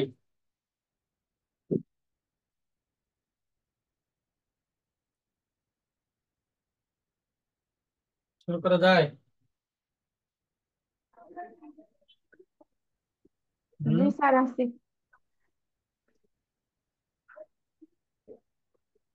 আস্তে আস্তে আসতেছে না? We are a nation, we are always late. হ্যাঁ, 92915। আপনার নাম কি? 92915। আমরা বলছিলাম যে আমরা রিনেম করে ফেলবো। 92915। ওকে, আমরা শুরু করবো। বাকিরা আস্তে আস্তে আসুন। হ্যাঁ, রিয়া মঞ্জুর, অনেকদিন পর। Thank you. তাও তো দেখা হইলো অনেকদিন পর। স্যার একটা কথা বলতাম। একটা কথা, ঠিক আছে। স্যার আমরা কি প্রাইমারির এই কোর্সটা করলে ইউনিয়ন সমাজকর্মী পদে যেটা আবেদন করা আছে ওইটার পড়াগুলো এটাতে হয়ে যাবে নাকি স্যার? এটা সহজ উত্তর দেই, সেটা হচ্ছে যে আপনি যদি মোটামুটি কি বলা যেতে পারে খাওয়া শিখেন আর কি, তাহলে কি সবকিছু খাইতে পারবেন না? জি স্যার। খাওয়া শিখলে সবকিছু খাইতে পারবেন। তাহলে মোটামুটি একটা কোর্স করলে আর কি, যেহেতু প্রাইমারি কোর্সটা মোটামুটি একটা মিড রেঞ্জ লেভেলের একটা প্রিপারেশন নিতে হয়, তাহলে এটা করলে বাকি ইউনিয়ন পরিষদ বা 11 থেকে 20 গ্রেডের যে কোর্স গুলো আছে সেগুলোতে সবগুলো আপনি পারবেন। তবে সমস্যা হচ্ছে যে ওই পরীক্ষাগুলোতে এক সময় এক রকমের হয়। হ্যাঁ, দেখা গেলো যে এই বছর হচ্ছে একরকম, পরের বছর আরেক রকম, তার বছর আরেক রকম। সেই জন্য যখন যে পদের পরীক্ষা দিবেন, নন ক্যাডার পরীক্ষাগুলো যেগুলো হয়, তখন সেই পদের প্রিভিয়াস কোশ্চেন গুলো একটু দেখে যাবেন। আর ওইখানে আরেকটা সমস্যা আছে, সেটা হচ্ছে যে ওইখানে সবগুলো এমসিকিউ আকারে হয় না। ক্যান্ডিডেট বেশি হলে এমসিকিউ প্লাস রিটেন হয় আর কি। হ্যাঁ, তো জি স্যার। দেখা গেলো যে এমসিকিউ রিটেন দুইটার প্রিপারেশন নিতে হয়। মানে এমসিকিউ হয় দেখা গেলো 100 নম্বরের পরীক্ষার মধ্যে 50 নম্বরের এমসিকিউ হয়, আর 50 নম্বরের দেখা গেলো রিটেন হয়। ওই একই দিনে একই সময়ে আর কি, টাইমটা একটু বেশি, 1.5 ঘন্টার পরীক্ষা হয় এরকম। তো স্যার সেক্ষেত্রে আমি এবার নতুন তো অনার্স ফাইনাল ইয়ার দিছি, এখনো ভাইবা হয়নি, এই মাশাল্লাহ। জন্য জিজ্ঞেস করলাম স্যার। হ্যাঁ, তাহলে আপনার সামনে একটা প্রবাহিত সম্ভাবনা আছে। আর যেহেতু শুরু থেকেই ভালো প্রিপারেশন নিচ্ছেন, সেটা খুব ভালো, গুড সাইড। আশা করবো যে শুরুতেই ভালো কিছু পাবেন, পরে করতে পারবেন ইনশাল্লাহ। হ্যাঁ, জি স্যার। ঠিক আছে। কিন্তু আমার প্রশ্ন মানে সাজেশন থাকবে যে যে পরীক্ষায় দেন, যে পরীক্ষায় দেন সেই পরীক্ষার আগে আর প্রিভিয়াস কোশ্চেন গুলো বেশি ফলো করবেন। হ্যাঁ, জি স্যার। ওকে। তাহলে আমরা দেখবো বাংলা ব্যাকরণ সৃষ্টির ইতিহাস। বাংলা ভাষা আগে সৃষ্টি হয়েছে, একটু আগে আমরা দেখলাম। পরবর্তীতে বাংলা ব্যাকরণ সৃষ্টি হয়েছে। কিন্তু বাংলা ব্যাকরণটা কবে সৃষ্টি হয়েছে সেটা আমরা একটু দেখবো। প্রথম যিনি বাংলা ব্যাকরণ লিখেন তার নাম কি? প্রথম বাংলা ব্যাকরণ প্রথম বাংলা ব্যাকরণ রচয়িতা, প্রথম বাংলা ব্যাকরণ রচয়িতার নাম হচ্ছে কি নাম? ম্যানুয়েল আসাম্পু। ম্যানুয়েল দা ম্যানুয়েল দা আসমসাও। প্রথম যিনি বাংলা ব্যাকরণ লেখেন তার নাম হচ্ছে ম্যানুয়েল দা আসমসাও। তিনি স্যার তিনি 1743 খ্রিস্টাব্দে তিনি 1743 খ্রিস্টাব্দে পর্তুগালের লিসবন থেকে পর্তুগালের লিসবন থেকে রোমান হরপে রোমান হরপে vocabulario, idioma en Bengola, কি লিখছে? vocabulario, idioma en Bengola,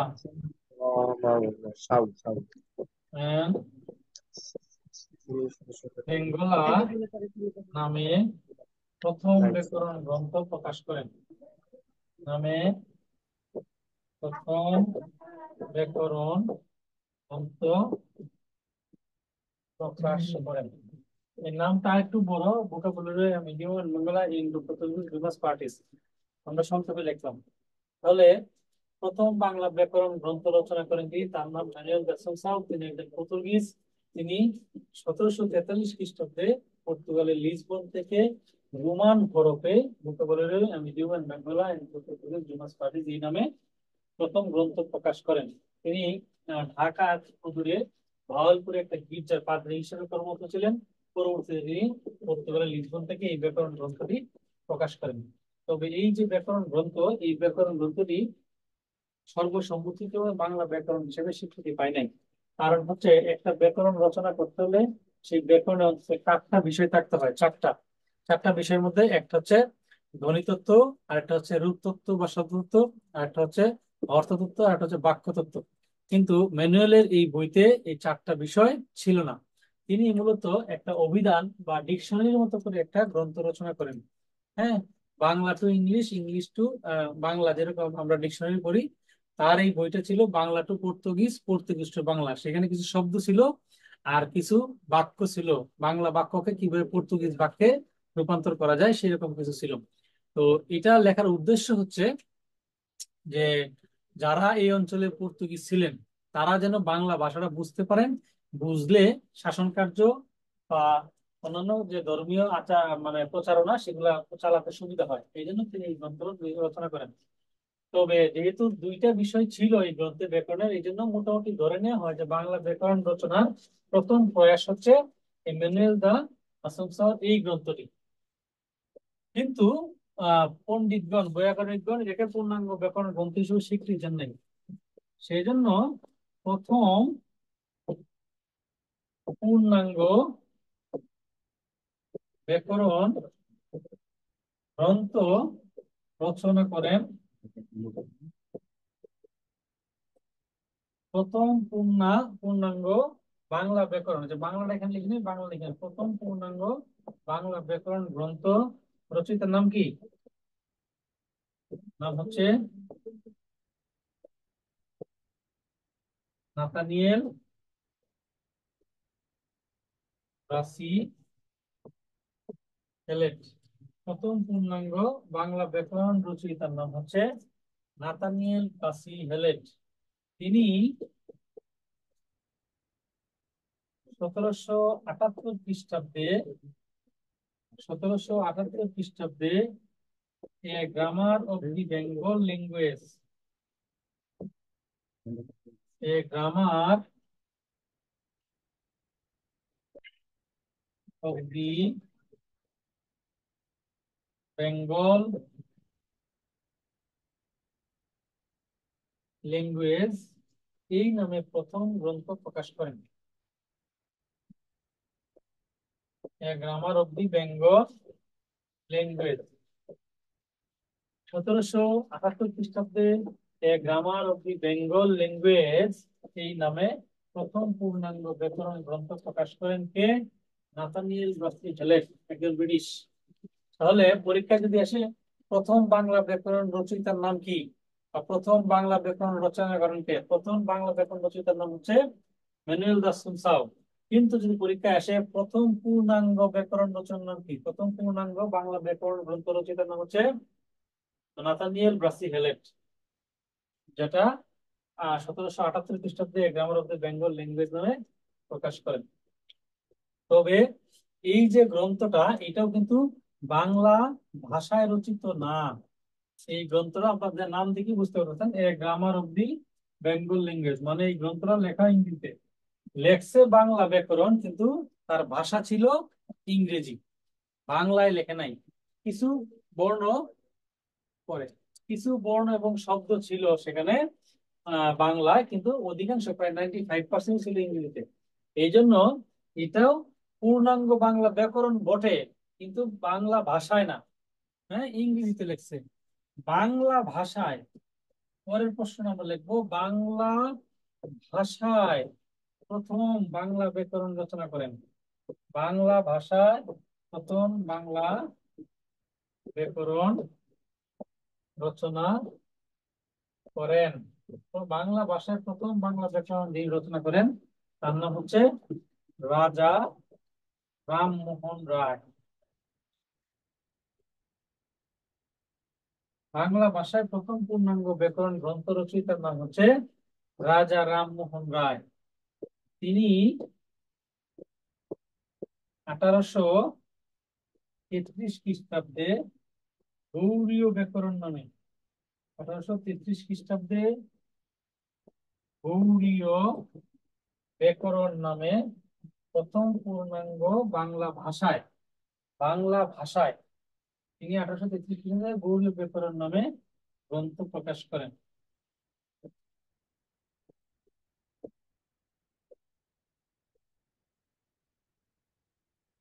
তাহলে এখানে আমরা তিনটা পয়েন্ট আমরা দেখলাম।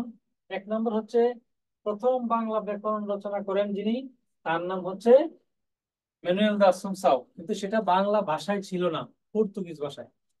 আর প্রথম পূর্ণাঙ্গ ব্যাকরণ রচনা যিনি করেন তার নাম হচ্ছে Nathaniel Brassey Halhed, a grammar of the Bengal language, সেটাও বাংলা ভাষায় না, ইংরেজিতে। আর বাংলা ভাষায় প্রথম বাংলা ব্যাকরণ রচনা করেন রাজা রামমোহন রায়। রাজা রামমোহন রায় তিনি 1833 খ্রিস্টাব্দে গৌড়ীয় ব্যাকরণ নামে বাংলা ভাষায় প্রথম ব্যাকরণ গ্রন্থ রচনা করেন। তাহলে একটা হচ্ছে বাংলা ভাষার, আর একটা হচ্ছে বাংলা ভাষায়। বাংলা ভাষার প্রথম ব্যাকরণ গ্রন্থের নাম কি? বাংলা ভাষার প্রথম ব্যাকরণ গ্রন্থ, পরীক্ষা যদি আসে বাংলা ভাষার প্রথম ব্যাকরণ গ্রন্থের নাম কি, কি হবে উত্তর? শিলা বলেন।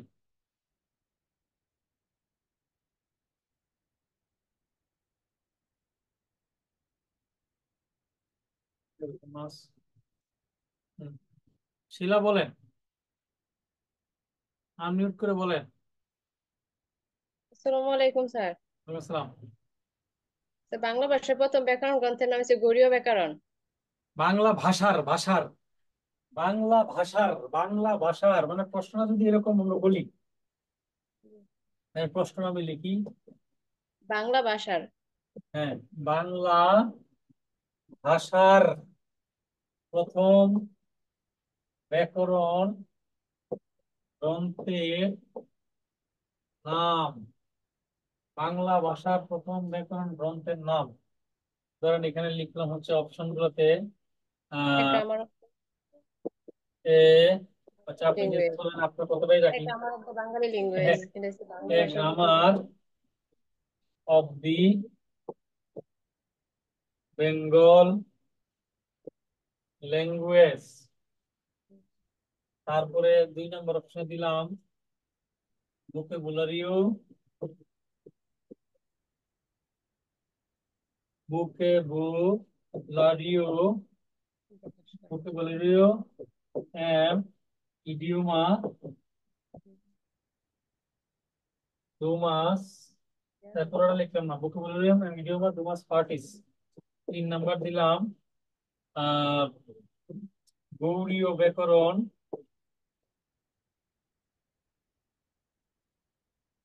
4 নাম্বার দিলাম ব্যাকরণ কৌমুদী।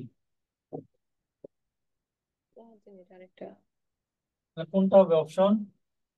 1 2 খ 3 4 ক খ গ ঘ। হ্যাঁ, খ vocabulary idiom, vocabulario and idioma domas partes, vocabulario and idioma portugués domas partes। প্রথম আচ্ছা হ্যাঁ, তাহলে বাংলা ভাষার প্রথম, বাংলা ভাষার প্রথম ব্যাকরণ গ্রন্থ। আচ্ছা আরেকজন হ্যান্ড রাইজ করছে আহ আলবিনা, সম্ভবত আলবিনা আরজু নাকি, বলেন তো। আলবিনা আরজু। স্যার আসসালামু আলাইকুম। জি, ওয়ালাইকুম আসসালাম। স্যার বাংলা ভাষার প্রথম ব্যাকরণ রচনা হচ্ছে গৌড়ীয় ব্যাকরণ। বাংলা ভাষার প্রথম ব্যাকরণ গ্রন্থের নাম হচ্ছে গৌড়ী। গৌড়ীয় ব্যাকরণ। ওকে। আচ্ছা আরেকজন হ্যান্ড রেজ করছে রুবিনা মিমি, আরেকজনের নাম আমি বুঝতে পারছি না, স্যামসাং। আপনার নাম কি? স্যামসাং তো নাম হইতে পারে না। ওকে, রুবাই আপনার আক্তার। মোবাইলে। হ্যাঁ, আসসালামু রুবি, আলাইকুম। রুবিয়া বলেন। রুবাই। রুবাইয়া, হ্যাঁ মিমি বলেন। জি স্যার, এটা তো গৌড়ীয় ব্যাকরণ হবে। গৌরী ব্যাকরণ হবে। ওকে, তাহলে এই ভাষার উত্তরটা হচ্ছে ওই যে প্রথমে যে বলছে শিলা আক্তার। হ্যাঁ, বাংলা ভাষার প্রথম ব্যাকরণ গ্রন্থের নাম হচ্ছে, তার উত্তরটাই সঠিক হবে। হ্যাঁ, vocabulario idioma dumas partes, এটা vocabulario idioma portugués dumas partes। এইটা বাংলা ভাষার প্রথম ব্যাকরণ গ্রন্থের নাম হচ্ছে এটা। বাংলা ভাষার, যদি এখানে বাংলা ভাষার না লিখে আমরা লিখতাম বাংলা বাংলা ভাষায়, ভাষায়, বাংলা তাহলে তো ভাষায় গৌড়ীয় প্রথম ব্যাকরণ। ব্যাকরণ, মানে ভাষার মানে হচ্ছে টোটাল বাংলার প্রথম ব্যাকরণ গ্রন্থটা কি, টোটাল বাংলার ভাষাটা কি সেটা না, বাংলা ব্যাকরণ নিয়ে লেখা যে বইটা তার নামটা কি সেটা। আর যদি বলতাম বাংলা ভাষায়, মানে বইটার ভাষা হচ্ছে বাংলা, বইটা লেখা হয়েছে বাংলা বর্ণগুলো দিয়ে। বাংলা ভাষায় বলতে তাহলে তো বোঝায় গৌড়ীয় বইটা ব্যাকরণ। লেখা হয়েছে বাংলা বর্ণগুলো দিয়ে, বাংলা ভাষায়। তাহলে বাংলা ভাষায় প্রথম ব্যাকরণ গ্রন্থের নাম হচ্ছে এই যে গৌড়ীয় ব্যাকরণ, বাংলা ভাষায়। আর যদি বাংলা ভাষার হয়, বাংলা ভাষার প্রথম ব্যাকরণ গ্রন্থের নাম হচ্ছে vocabulario idioma portugués duas partes। কিন্তু এখানে আরো বিশেষ মজার বিষয় হচ্ছে, যদি এখানে ধরেন আমরা লিখি উম এরকম যদি লেখা বাংলা হয় পূর্ণাঙ্গ ব্যাকরণ যে, গ্রন্থ হবে, তাহলে তো যদি লেখা হয় বাংলা, হ্যাঁ ভাষার, বাংলা ভাষার প্রথম পূর্ণাঙ্গ, হ্যাঁ বাংলা ভাষার প্রথম পূর্ণাঙ্গ, বাংলা ভাষার প্রথম পূর্ণাঙ্গ ব্যাকরণ গ্রন্থের নাম কি, তাহলে উত্তরটা কি হবে? Grammar of the Bengali language. Exactly. যদি বলা হয় বাংলা ভাষার প্রথম পূর্ণাঙ্গ, আমরা একটু আগে দেখলাম যে ভোকাবুলারি এন্ড ইডিওমা পোর্তুগিজ ডুমাস পার্টিস, এইটা পূর্ণাঙ্গ ব্যাকরণ গ্রন্থ না, ম্যানুয়াল যেটা লিখছে এটা ব্যাকরণ রচনার প্রয়াস, বাংলা ব্যাকরণ প্রয়াস বা চেষ্টা মাত্র। ব্যাকরণের যে বিষয়গুলো থাকা দরকার সবগুলো এই বইতে ছিল না, সেজন্য এটাকে আমরা পূর্ণাঙ্গ ব্যাকরণ গ্রন্থ হিসেবে কোনো পণ্ডিত স্বীকৃতি দেয় নাই, আমরা এটা নিতে পারি না। পূর্ণাঙ্গ যদি আসে তাহলে বাংলা ভাষার প্রথম পূর্ণাঙ্গ ব্যাকরণ গ্রন্থের নাম হচ্ছে grammar of the Bengal language, এটা গ্রামার। মাথাপিল বা সিলেট লিখছে। কিন্তু যদি আমরা বলি বাংলা ভাষার প্রথম পূর্ণাঙ্গ না দিয়ে যদি বলি বাংলা ভাষায় প্রথম পূর্ণাঙ্গ ব্যাকরণ গ্রন্থের নাম কি, তাহলে উত্তর কি হবে? গৌড়ীয় ব্যাকরণ, যদি বাংলা ভাষায় হয় তখন উত্তর হয়ে যাবে তাহলে আবার গৌড়ীয় ব্যাকরণ। গৌড়ীয় ব্যাকরণ, কারণ বইটা লিখছে বাংলায়। প্রথম বাংলা যে ব্যাকরণ গ্রন্থ লিখছে তার নাম হচ্ছে গৌড়ীয় ব্যাকরণ। ইজ ইট ক্লিয়ার সবাই? এটা কি আমরা বুঝতে পেরেছি? জি স্যার। কোনো কনফিউশন আছে কারো এই বিষয় নিয়ে? আমি যে কয়েকজনকে দেখতে পাচ্ছি সামনে, কোনো কনফিউশন নাই? ক্লিয়ার? তাহলে এটা মজা রাখতে হবে, বা একটা ভাষার আর একটা হচ্ছে ভাষায় আর কি। হ্যাঁ, ভাষার এবং ভাষায় একটা বর্ণের কিন্তু অনেক পার্থক্য। আমি তোমাকেই ভালোবাসি আর আমি তোমাকেও ভালোবাসি, এই দুইটার মধ্যে কিন্তু পার্থক্য আছে অনেক। হ্যাঁ, আমি তোমাকেই ভালোবাসি মানে তোমাকেই শুধু ভালোবাসি, তোমার সাথে okay. Zarina Sakina X Y Z আর কেউ নাই। আর আমি তোমাকেও ভালোবাসি মানে হচ্ছে অনেককেই, okay. Zarina Sakina X Y Z কে ভালোবাসি, সাথে তোমাকে একটু বাসি আর কি। হ্যাঁ, এইটা মাথায় নিতে হবে কিন্তু। এইরকম ক্রিটিক্যাল কোয়েশ্চেন মূলত ব্যাংকে এবং বিসিএস এ বেশি আসে, এটা তারপর একটু মনে রাখতে হবে। ওকে, এছাড়া আরো কিছু গুরুত্বপূর্ণ ব্যাকরণ গ্রন্থ আছে, এগুলো মাঝে মাঝে আসে, আমরা একটু দেখবো। যেমন ব্যাকরণ গ্রন্থের মধ্যে ব্যাকরণ মঞ্জুরি। হ্যাঁ, তো দ্রুত লিখে নেবেন, ব্যাকরণ মঞ্জুরি। ব্যাকরণ মঞ্জুরি। ব্যাকরণ মঞ্জুরি, এটা লিখেছেন হচ্ছে ডক্টর এনামুল হক। ডক্টর এনামুল হক। তারপর লিখবেন ওডিবিএল। ওডিবিএল লিখছেন হচ্ছে ডক্টর সুনীতি কুমার চট্টোপাধ্যায়। ওডিবিএল মানে কি? The origin and development of Bengali language. হ্যাঁ, the origin and development of Bengali language, ODBL সংক্ষেপে লিখলাম। তারপরে বাংলা ভাষার ইতিবৃত্ত। বাংলা ভাষার ইতিবৃত্ত লিখছেন হচ্ছে doctor Mohammad Shahidullah. Doctor Mohammad doctor Mohammad Shahidullah. Doctor Mohammad Shahidullah অনেকগুলো বাংলা আহ, পুস্তক রচনা করেছেন, বাংলা ব্যাকরণও কয়েকটা লিখছেন, তার মধ্যে বাংলা ভাষা নীতিবিদরা সবচেয়ে গুরুত্বপূর্ণ, পরীক্ষায় আসে। এই সাহিত্য নিয়ে লিখছেন হচ্ছে বাংলা সাহিত্যের কথা। বাংলা সাহিত্যের কথা। তারপর আমরা লিখবো হচ্ছে উম ব্যাকরণ কৌমুদী। আমরা দেখছি ব্যাকরণ কৌমুদীও লিখে রাখতে পারেন। ব্যাকরণ কৌমুদী হচ্ছে ঈশ্বরচন্দ্র বিদ্যাসাগর। ব্যাকরণ কৌমুদী ঈশ্বরচন্দ্র বিদ্যাসাগর। ব্যাকরণ মঞ্জুরি, ব্যাকরণ কৌমুদী, ওডিবিএল, তারপরে বাংলা ভাষার ইতিবৃত্ত। আহ আর একটা দুইটা লিখে, একটা লিখি ধ্বনি বিজ্ঞান ও বাংলা ধ্বনিতত্ত্ব। ও বাংলা ধ্বনিতত্ত্ব, এটা কে লিখছেন? ধ্বনি বিজ্ঞান ও বাংলা ধ্বনিতত্ত্ব, মোহাম্মদ আব্দুল হাই। মোহাম্মদ আব্দুল হাই। আর আগে যেগুলো লিখছি এগুলো তো মনে রাখবেন কয়েকটা। হ্যাঁ, এরকম গুরুত্বপূর্ণ কয়েকটা মনে রাখলেই আশা করি হবে, পরীক্ষা আসলে এগুলো থেকে বেশি আসে আর কি। হ্যাঁ,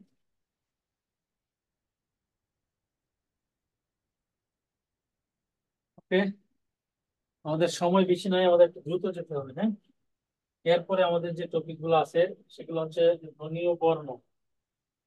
একটু যাই সামনের দিকে। এই যে আহ, এই যে প্রশ্ন কিছু আছে, প্রশ্নতে যেতে পারতেছে না, সময় কম।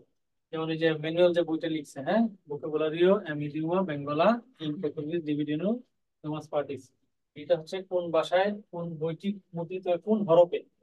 প্রশ্ন হচ্ছে বইটি মুদ্রিত হয় কোন হরফে? রোমান হরফ, ল্যাটিন, পর্তুগিজ, তাম্র। রোমান, ল্যাটিন, পর্তুগিজ, তাম্র, কোন হরফে? এটা আমরা একটু আগে দেখলাম, এই বইটা পর্তুগালের লিসবন থেকে প্রকাশিত হয়। কোন হরফে? রোমান হরফে। রোমান, রোমান হরফে, রোমান হরফে। হ্যাঁ, আচ্ছা, বাংলা ব্যাকরণের প্রধান বা মূল আলোচ্য বিষয় কয়টি? পরীক্ষা আসছে আগে। বাংলা ব্যাকরণের প্রধান বা মূল আলোচ্য বিষয় হচ্ছে চারটি, বা মৌলিক অংশ কয়টি? চারটি। বাংলা ব্যাকরণের প্রধান, মূল বা আলোচ্য বিষয় বা মৌলিক অংশ হচ্ছে চারটি। কি কি? ধ্বনিতত্ত্ব, ধ্বনিতত্ত্ব, শব্দতত্ত্ব বা রূপতত্ত্ব, শব্দতত্ত্বের আরেকটা নাম হচ্ছে রূপতত্ত্ব। শব্দতত্ত্ব তার আরেকটা নাম হচ্ছে রূপতত্ত্ব। বাক্যতত্ত্ব তার আরেকটা নাম হচ্ছে পদক্রম। আর হচ্ছে অর্থতত্ত্ব, ইংরেজিতে বলে সিমান্টিক্স। ধ্বনিতত্ত্ব, শব্দ বা রূপতত্ত্ব, বাক্যতত্ত্ব বা পদক্রম, অর্থতত্ত্ব। তাহলে এই আমরা একটু আগে যেটা দেখলাম ম্যানুয়ালের যে বইটা ছিল সেই বইটাতে এই শব্দ আর বাক্য এই দুইটা জিনিস ছিল, আর ধ্বনি আর অর্থ এরকম ছিল না, বা কিছু কিছু অর্থ ছিল বাট সবগুলা ওরকম ছিল না, এই জন্য পূর্ণাঙ্গ ব্যাকরণ হিসেবে ধরা হয় না। আচ্ছা, এই যে চারটা টপিক আমরা এখানে দেখলাম, বাংলা ব্যাকরণের মূল টপিক বা প্রধান আলোচ্য বিষয় বা মৌলিক অংশ, এই চারটার ভিতরে ব্যাকরণের যত সাব টপিক আছে সবই চারটার মধ্যেই আছে। মাঝে মাঝে পরীক্ষায় আসে যে ধ্বনিতত্ত্বের বা আলোচ্য বিষয় নিয়ে পরীক্ষা প্রশ্ন আসতে দেখা যায়। বিশেষ করে এই যে প্রশ্ন আসে যে সন্ধি বাংলা ব্যাকরণের কোন অংশ আলোচ্য বিষয়, হ্যাঁ, নত্য বিধান সত্য বিধান বাংলা ব্যাকরণের কোন অংশ আলোচ্য বিষয়, সমাস বাংলা ব্যাকরণের কোন অংশ আলোচ্য বিষয়, বা কারক বাংলা ব্যাকরণের কোন অংশ আলোচ্য বিষয়, ও বা বাগধারা বাংলা ব্যাকরণের কোন অংশ আলোচ্য বিষয়, বা সমার্থক শব্দ বাংলা ব্যাকরণের কোন অংশ আলোচ্য বিষয়। তো এইগুলো আমরা একটু দেখবো, হ্যাঁ। যেহেতু সময় কম, এগুলো লিখে দেওয়ার সুযোগ নেই, এখানে আছে আপনাদের শীটেও পাবেন, আর এখান থেকে বা যদি বোর্ড বই থাকে সেখানে তো দেখবেন। যেমন সন্ধি, সন্ধি শব্দের অর্থ হচ্ছে ধ্বনির মিলন। তো ধ্বনির মিলন কোথায় আলোচিত হবে? ধ্বনিতত্ত্বে। হ্যাঁ, সন্ধি এখানে যে আলোচ্য বিষয়, কি কি আলোচ্য বিষয়? ধ্বনি, উচ্চারণ, স্থান, প্রণালী ইত্যাদি ইত্যাদি, যে সন্ধি আছে, সন্ধি, সন্ধি বা ধ্বনি সংযোগার্থী। তাহলে এটা হচ্ছে ধ্বনিতত্ত্বের আলোচ্য বিষয়। নত্য সত্য বিধান ধ্বনিতত্ত্বের আলোচ্য বিষয়। ধ্বনির পরিবর্তন, হ্যাঁ, ধ্বনিতত্ত্বের আলোচ্য বিষয়। ধ্বনি ও বর্ণ ধ্বনিতত্ত্বের আলোচ্য বিষয় এগুলো। তারপরে শব্দ বা রূপতত্ত্বের আলোচ্য বিষয় কোনগুলো?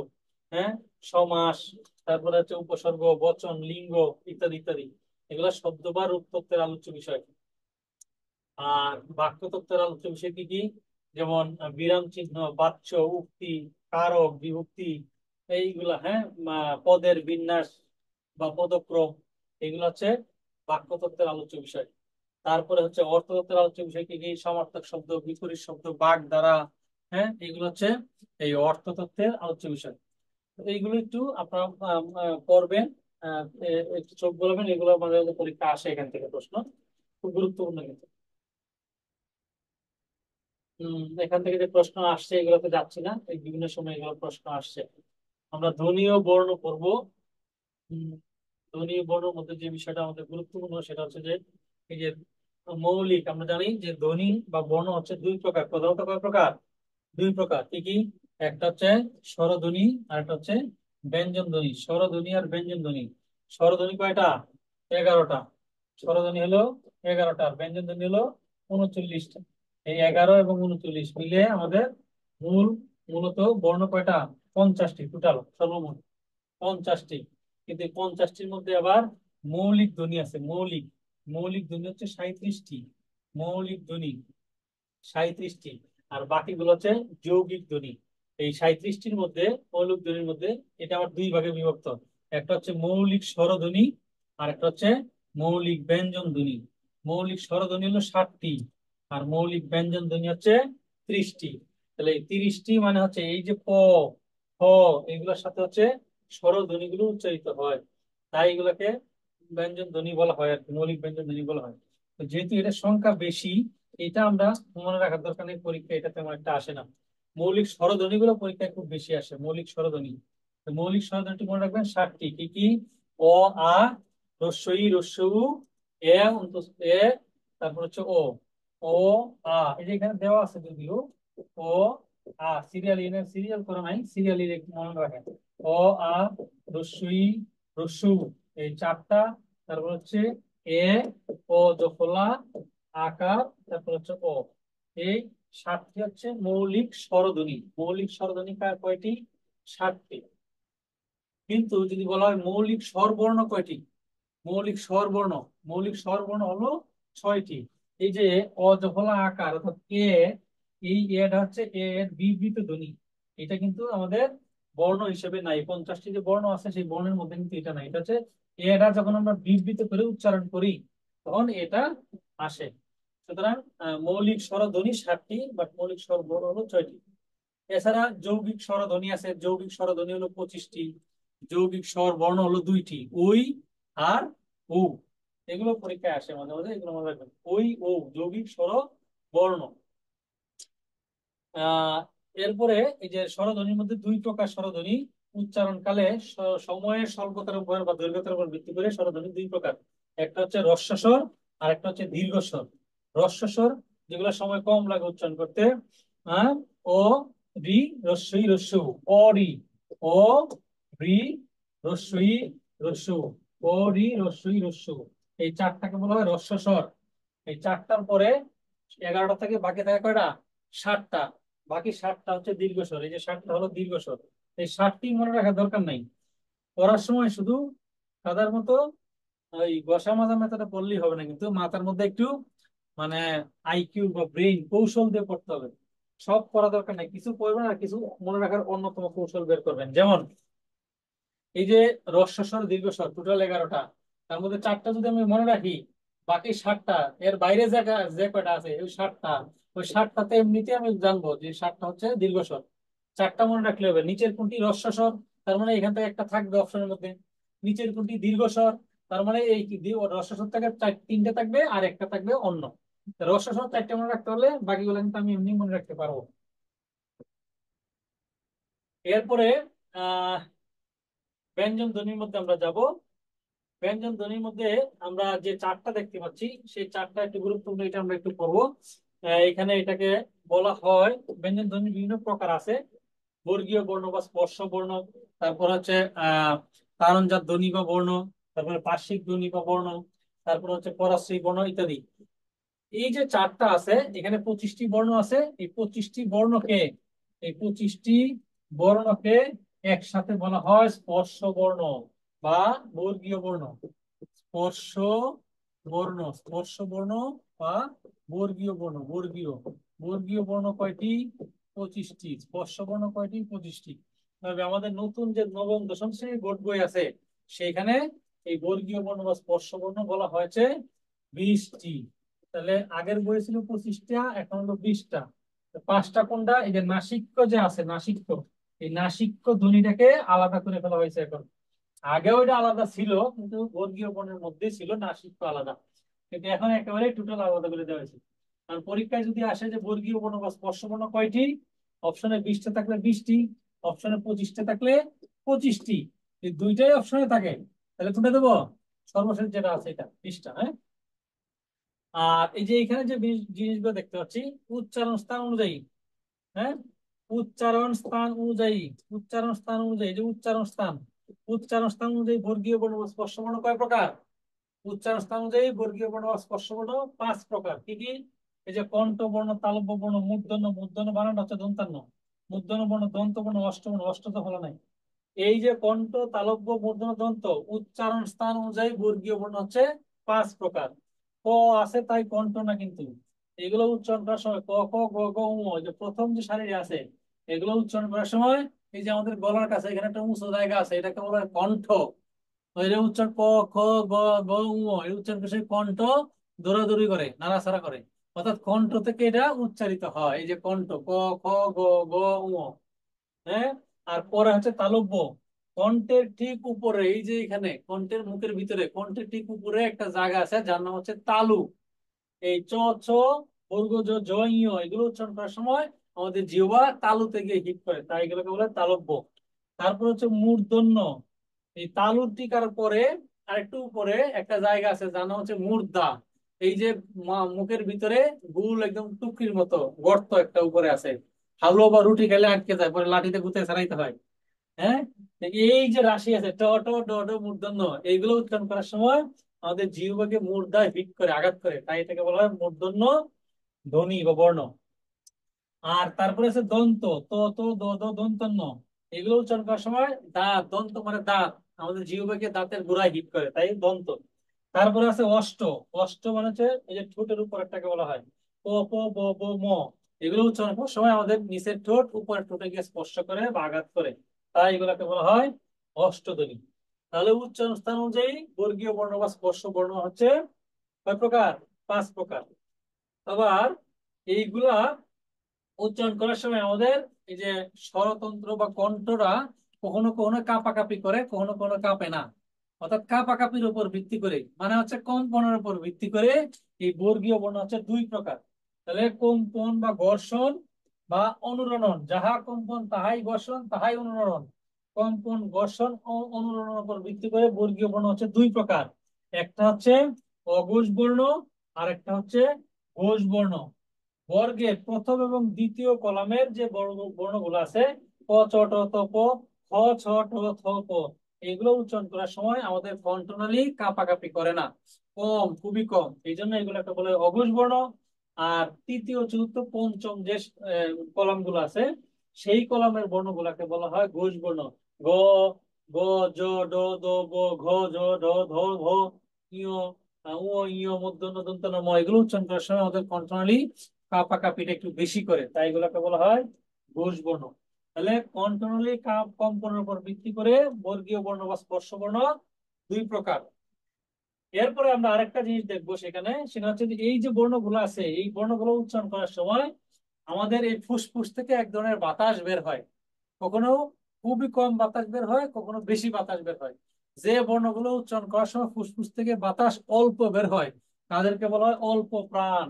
এই যে অল্প প্রাণ, বর্গের প্রথম এবং তৃতীয় যে রাশিটা আছে, কলামটা আছে, প্রথম এবং 3 নাম্বার বেজুর সংখ্যা দুইটাই, 1 এবং 3 দুইটাই বেজুর। এই দুইটাকে বলা হয় অল্প প্রাণ। ক চ ট ত প, গ জ ড দ ব, এই দুইটা হচ্ছে অল্প প্রাণ। এগুলো উচ্চারণ করার সময় ফুসফুস থেকে খুব জোরে বাতাস বের হয় না। কিন্তু এই 2 এবং 4, 2 এবং 4 দুইটা হচ্ছে কি জোড়া জোর সংখ্যা, 2 এবং 4। আর 1 3 বেজোড় সংখ্যা অল্প প্রাণ। 2 4 জোড় সংখ্যা। এই খ ছ ট ত প, আপনি সামনে হাত দিয়ে উচ্চারণ করে দেখেন, খ ছ ঠ থ প, ঘ জ ঢ ধ প, এগুলো উচ্চারণ করার সময় একটা গরম বাতাস আপনার হাতের মধ্যে লাগে, অর্থাৎ ফুসফুসতারিত বাতাসটা জুড়ে বের হয়। তাই ফুসফুসতারিত বাতাসের চাপের উপর ভিত্তি করে, ফুসফুসতারিত বাতাসের চাপের উপর ভিত্তি করে বর্গীয় বর্ণ বা স্পর্শ বর্ণ দুই প্রকার। একটা হচ্ছে অল্প প্রাণ, আর একটা হচ্ছে মহাপ্রাণ। 1 আর 3 অল্প প্রাণ, 2 আর 4 নাম্বার কলম হচ্ছে মহাপ্রাণ। আর পঞ্চম যে রাশিটা আছে এটা হচ্ছে নাসিক্য বর্ণ বা ধ্বনি, উ, ইয়, মূর্ধন্য দন্ত ন, ম। এগুলো উচ্চারণ করার সময় এই যে ফুসফুসতারিত গরম বাতাসটা নাক দিয়ে বের হয়, তাই এগুলোকে বলা হয় নাসিক্য ধ্বনি বা বর্ণ। তাহলে পরীক্ষায় আসতে পারে নিচের কোনটি কণ্ঠ বর্ণ, নিচের কোনটি তালব্য বর্ণ, নিচের কোনটি মূর্ধন্য বর্ণ, নিচের কোনটি দন্ত বর্ণ, নিচের কোনটি অষ্টবর্ণ, নিচের কোনটি অল্প প্রাণ, নিচের কোনটি মহাপ্রাণ, নিচের কোনটি অঘোষ বর্ণ, নিচের কোনটি ঘোষ বর্ণ, নিচের কোনটি অঘোষ অল্প প্রাণ। যদি অঘোষ অল্প প্রাণ বলা হয় তাহলে কোনটা, কোন কলমটা হবে? শিলা বলেন, অঘোষ অল্প প্রাণ কোনটা হবে? অঘোষ অল্প প্রাণ, আনমিউট করো। অঘোষ অল্প প্রাণ কোনটা হবে? উপরে উপরে। অঘোষ অল্প প্রাণ কোনটা হবে? স্যার ক। অবসর অঘোষ অল্প প্রাণ প্রথমটা, প্রথম দুইটা হচ্ছে প্রথমটা অঘোষ, হ্যাঁ। তার মধ্যে অল্প প্রাণ হচ্ছে প্রথমটা, এই যে প্রথমটা ক চ ট ত প, এইগুলো হচ্ছে অঘোষ। যদি বলা হয় নিচের কোনটি অঘোষ অল্প প্রাণ, তাহলে অন্য জায়গা থেকে 3টে থাকবে আর এখান থেকে একটা থাকবে। বোঝা গেল বিষয়টা? যদি বলা হয় স্যার অঘোষ মহাপ্রাণ তাহলে কোনটা?